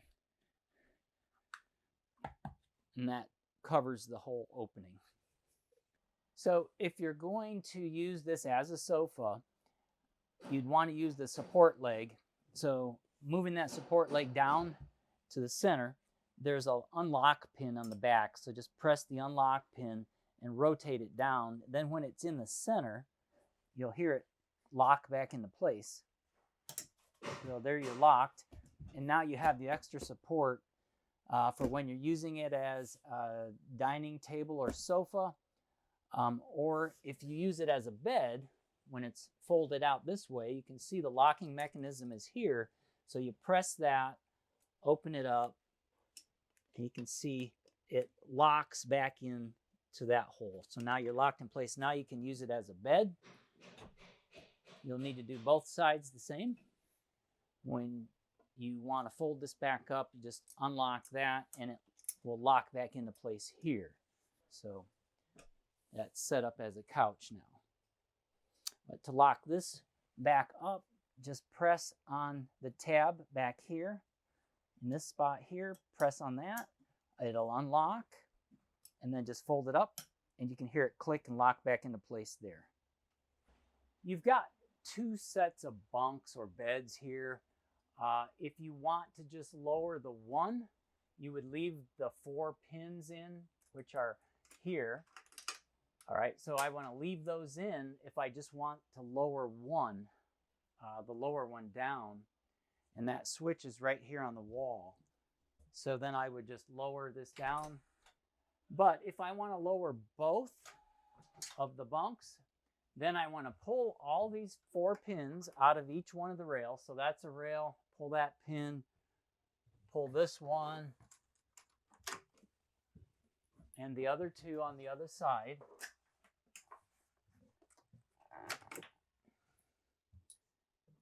So now I've got all 4 pins pulled. I can come over here to my wall lever and I can bring both beds down now.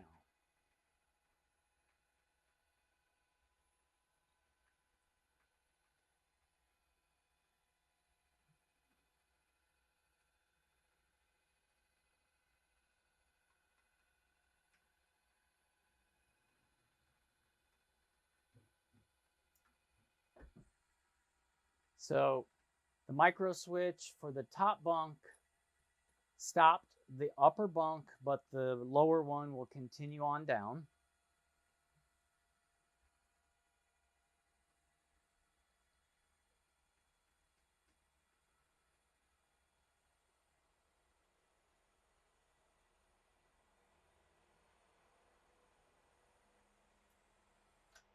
So now both the upper and the lower bunks are ready for sleeping. What you can do now is take the ladder and set your ladder up for the upper bunk here.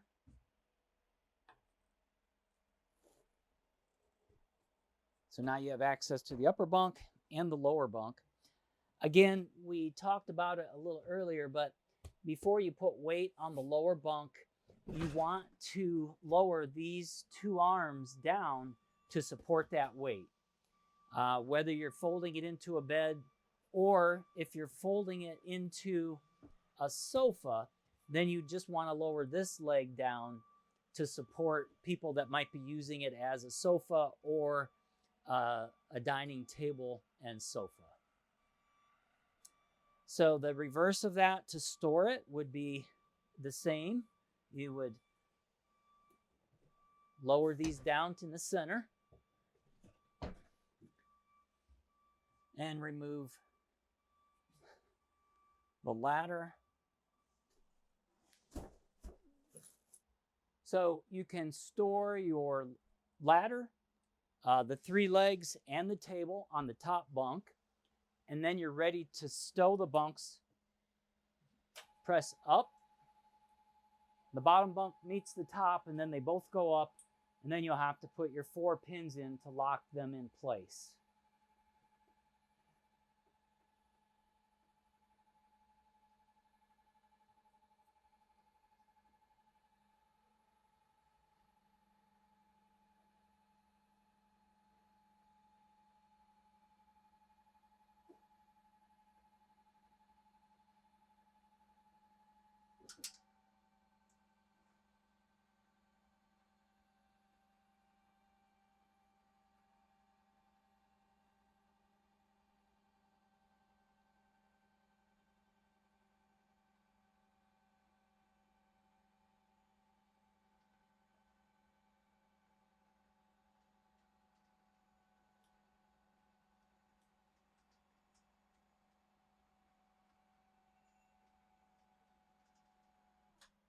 Okay, now we take our locking pins, since we're all the way up.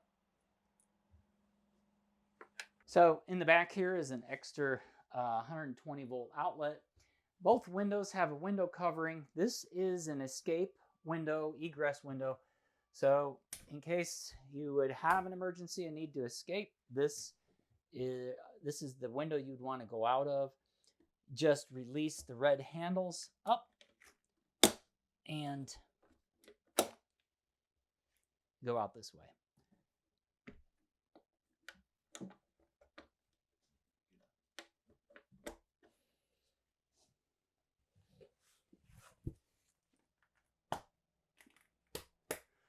Both of the other windows on either side have a crank and screen to open and close, just like the windows in the front. Just open and close here for ventilation. Same with this window over here. If you need additional ventilation by not opening a window, this is the vent that you can open for air to come in without opening a window. It opens either way, front or back, and that allows airflow in this compartment. It has another one just like that up here. So open, closed, or open, closed.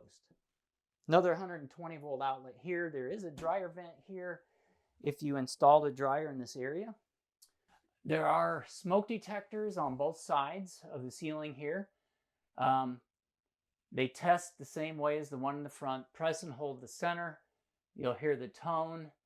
You can also see the LED light. If you don't see the LED light or hear the tone, pull that cover down and replace the 9-volt battery. The speakers here in the back are integrated into the sound system. And of course, the fantastic vent can be opened manually with the black bar. It is turning on and off here with the wall switch, just on and off the same way as the one in the bathroom. The temperature control for the heating and cooling, or HVAC. Below that, we've got our ceiling lights on and off and high and low. We have our bed lift up and down. The awning that's located in the back for in and out extension. Our patio lights have LED light strips right here by the door and in the back. The dinette lighting here under the bunk, or just above the bunk. The fuel pump switch to turn the fuel pump on. The fuel pump switch here is the master fuel pump switch. This one has to be turned on in order for the one that's located outside by the nozzle to be used. So this has to be on, then you can use the one on the outside. Our lights at the rear and our step switch to turn the steps off or to make them stay extended. We have a cabinet for storage, rear radio for playing with these speakers, television with remote in the kitchen. The remote is there, and our lighting control for the entire coach is here. That works in conjunction with our wall switches, so we can turn lights on and off from different locations, and that's the junction box for those controls. With more storage here, and of course our fire extinguisher if needed. There is a manual light switch here we can turn on and off, and our door to the front of the coach. So for your tie-down straps for stabilizing your cargo in this area, or your motorcycles, ATVs, whatever, these are your tie-downs, and they can be moved to any one of these locations forward and back. You just have to lift up and turn slightly and then slide it to unlock. And then you can put it into any location you like. Just put it into that location, push down,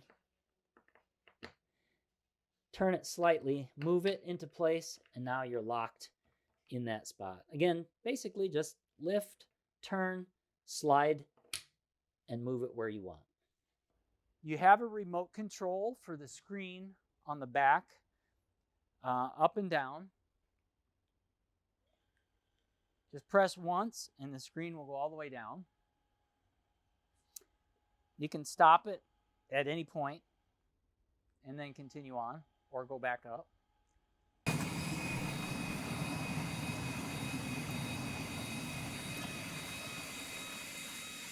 So that's fully extended.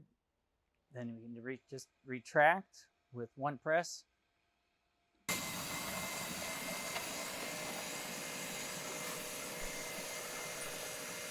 To store the patio back in place, we just want to release. Release the foot pedal lever.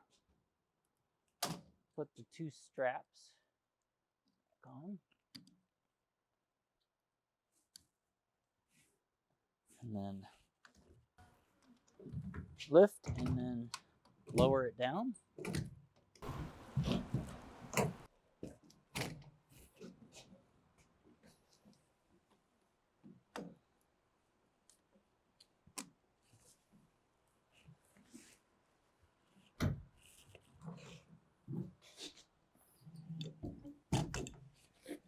And then restrap front and back.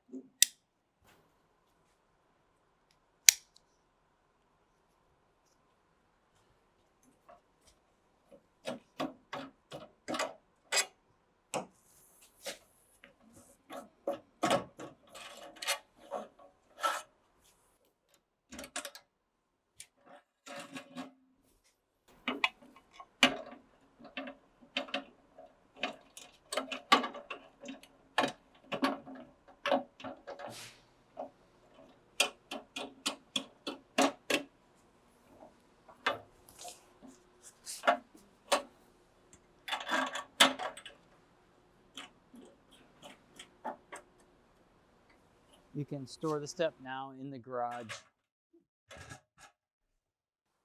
To close the door, just lift.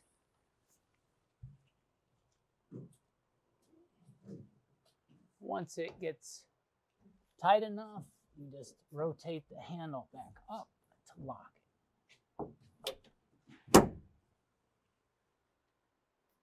Of course, at the center bottom, you've got your Bargman plug for tow vehicle or trailer and hitch.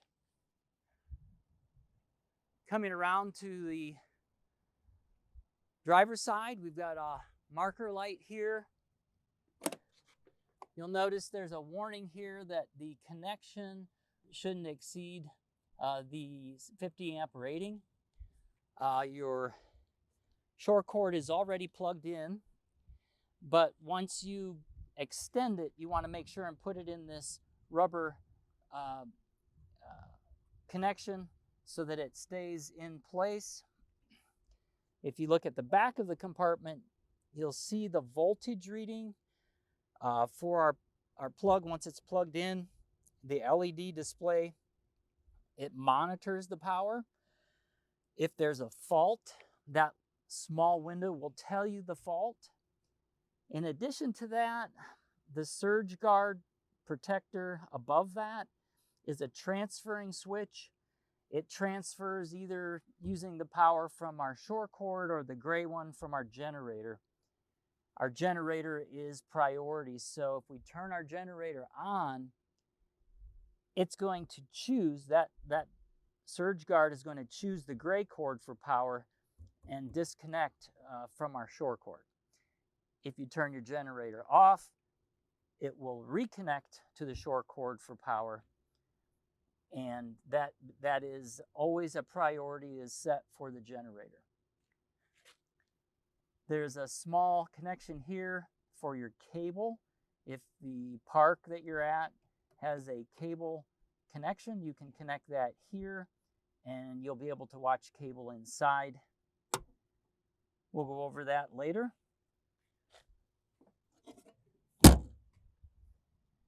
Our next compartment is our fuel fill. There's a fuel dispensing shut-off switch here. You can turn that off. Obviously, we don't want to have any flames or any smoking when we're in this compartment. This is the fill for our fuel tank, and this is the dispenser. So you can fill your motorcycle ATVs or whatever you've got outside, you can use that to fill out of the tank that you put fuel in before. In addition to a fuel cutoff on the exterior here to turn off the fuel, there's another one inside as well. Next compartment forward is more storage. And then we have our sewer hose storage area here.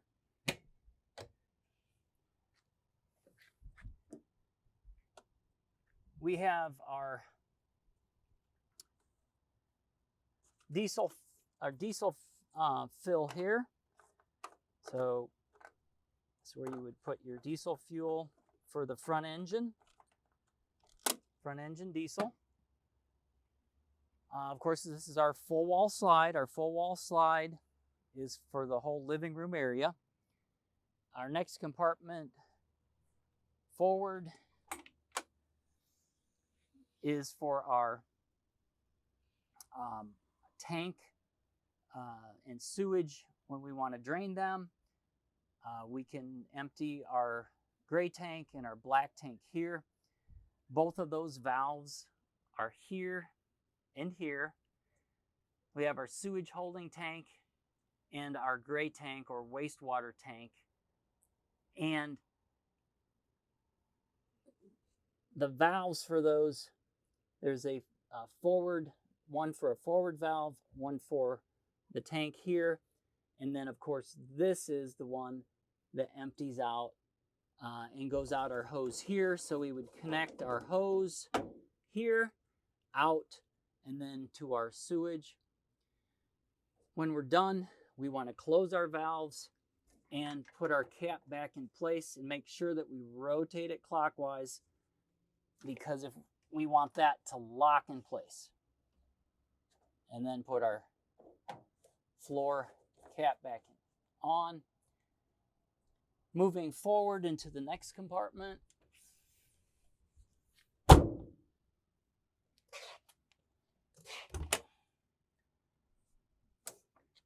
This is our water control and water bay compartment. We can turn our water pump on.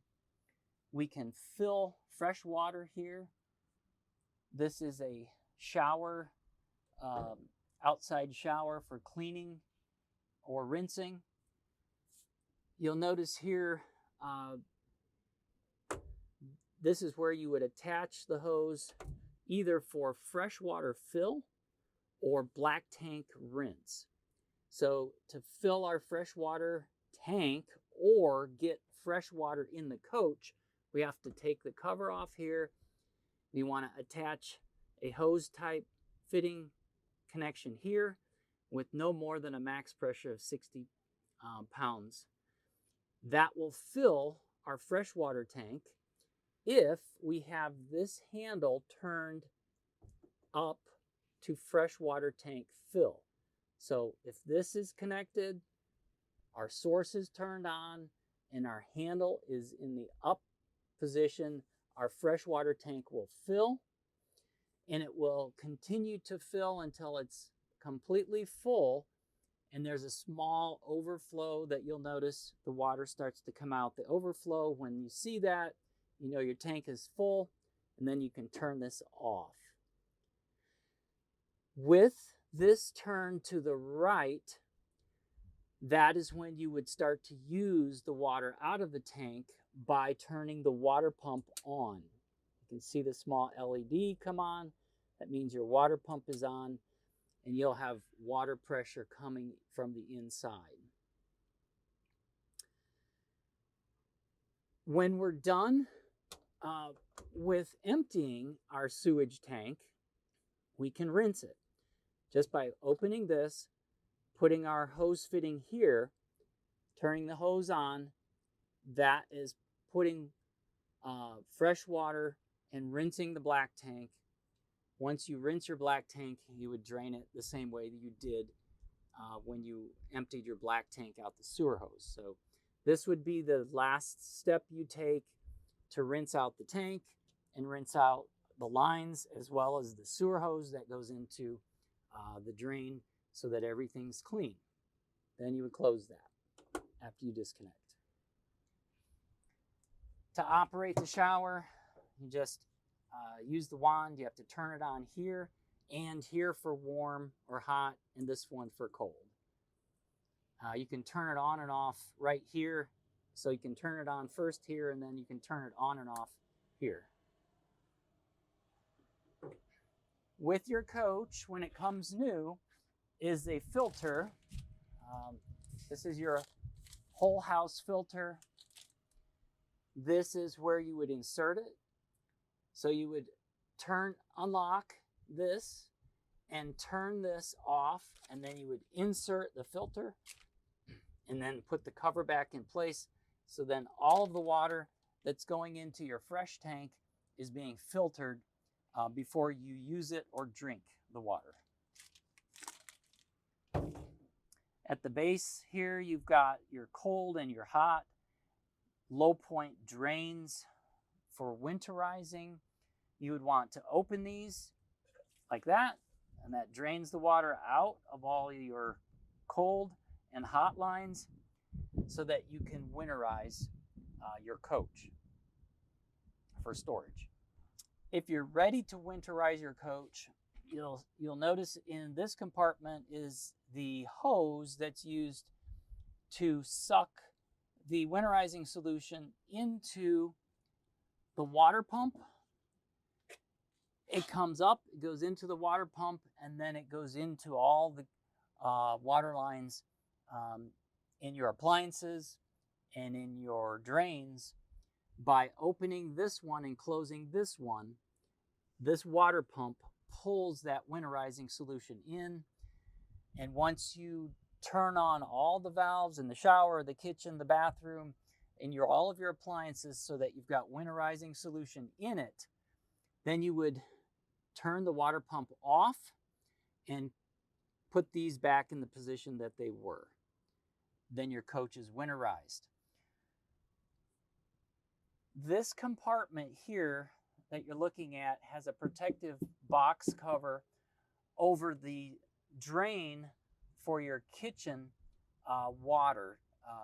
Your wastewater that comes out of the kitchen area goes into this small tank, and then it is pumped into the gray tank in the back. You have to have 120 volt power, whether that's you're plugged into shore power or your inverter's on for that to drain the water into the gray tank from your kitchen. This control here is for the full wall slide, moving in and out. It controls both of the motors. You have two motors on your slide rim pulling it in and out, and that's your motor controller.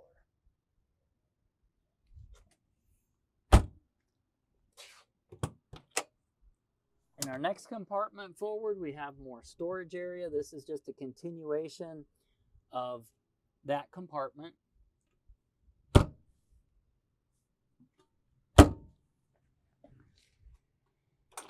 And this is, next compartment is our generator, our Cummins generator. You'll notice at the bottom of this compartment, you've got two small lanyards. Those lanyards are used to drain the water that accumulates in your air system. So every time you use your coach to get rid of all the water in your air system, you should activate these by pulling them. That opens that small valve and it drains the water out of your air system. This is your Cummins generator. Operating instructions and manual are here. The on-off switch is here for manually start. You can start it from the inside with the panel just by pressing the start here. You hear it prime and start, and then down is stop. Once it starts, we'll go ahead and shut it off. So in addition to the on or start and stop switch. Even if you start your generator, it won't send power in your coach unless you have this breaker turned on or up. So that has to be up. If it's tripped, it'll be kind of halfway in between. You have to go all the way off and then back up to get power from your generator. Just remember that. If you've got your generator on and there's no power going in your house, come out and check that breaker. That has to be flipped on. If you manually start your generator outside, it turns off the function of automatic generator starter. So just remember, if you want your AGS on, but somebody comes out and manually starts it from here, the AGS function will no longer be working. You'll have to reactivate it on your touch panel inside. In our next compartment, we have our house batteries and our chassis batteries here, along with our DEF tank. To service the batteries, we can lift up the locks on both sides here and here. Just lift up.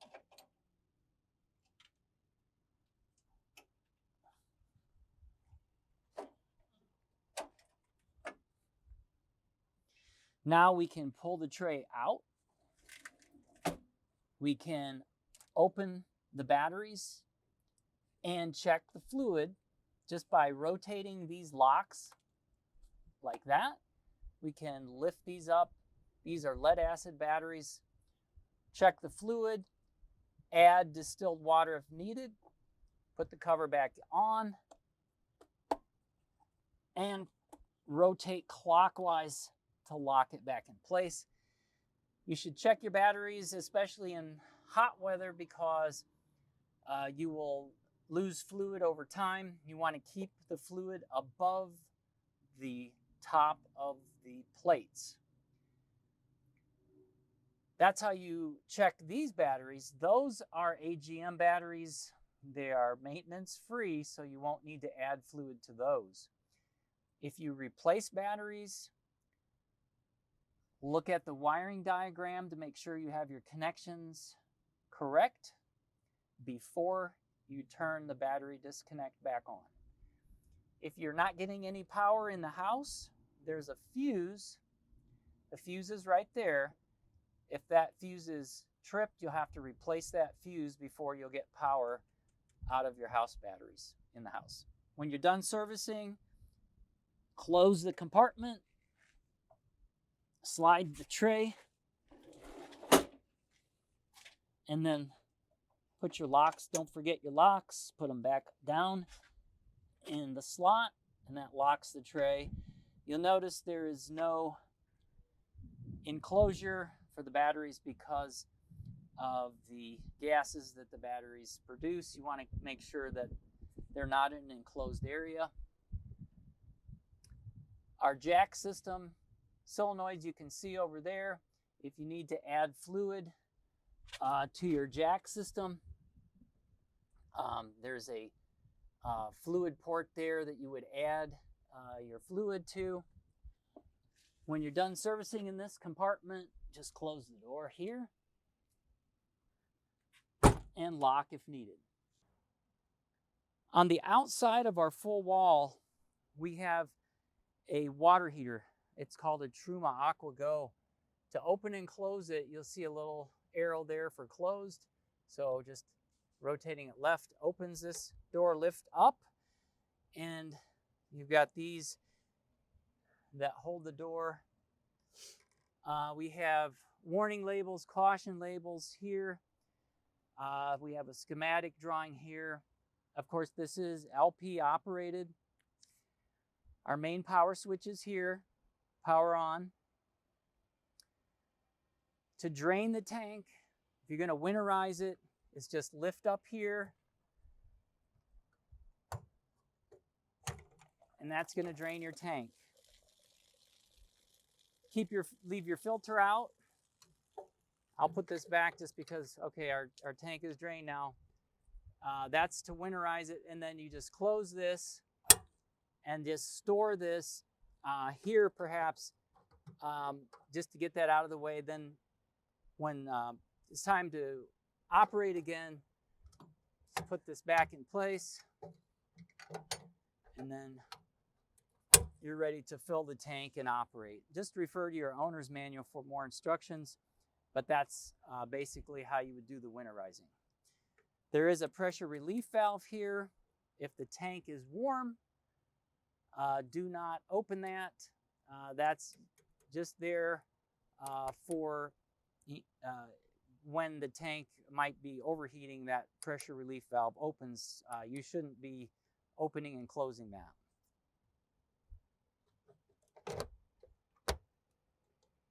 And just turn clockwise to lock. Obviously, you're going to have hot air coming from this area, so you don't want to put anything too close. That air coming out is rather warm. Right now, we have the slide room moving in, and we always want to run the slide room in or out when we're on our air ride suspension. So when we come to our destination, we're on our air ride, and that's when we want the slide to move out, then our jacks would go down. We want to run the slide room in when we're on air. So when we get to a destination, we want to check this gap. This gap is called a reveal. As long as this gap is about 1/4 to 3/8 of an inch all the way around, we can run that slide room out. If we see that the distance between this fascia trim and this Z trim is touching, we don't want to run the slide room out until we get the coach in a more level position. Once we get it in a more level position, then the gap should be open far enough that we'll be able to run that slide room out. At the top of the slide room is a slide topper awning. As the slide moves out or in, that unwraps a fabric that covers the roof of that slide room. So before you run that slide all the way in, you want to look on both ends to make sure there's no branches or any maybe snow that got put under there if you're in bad weather. Just make sure that nothing is blocking the movement of the slide as it goes in underneath the fabric, between the fabric and the roof of the slide topper.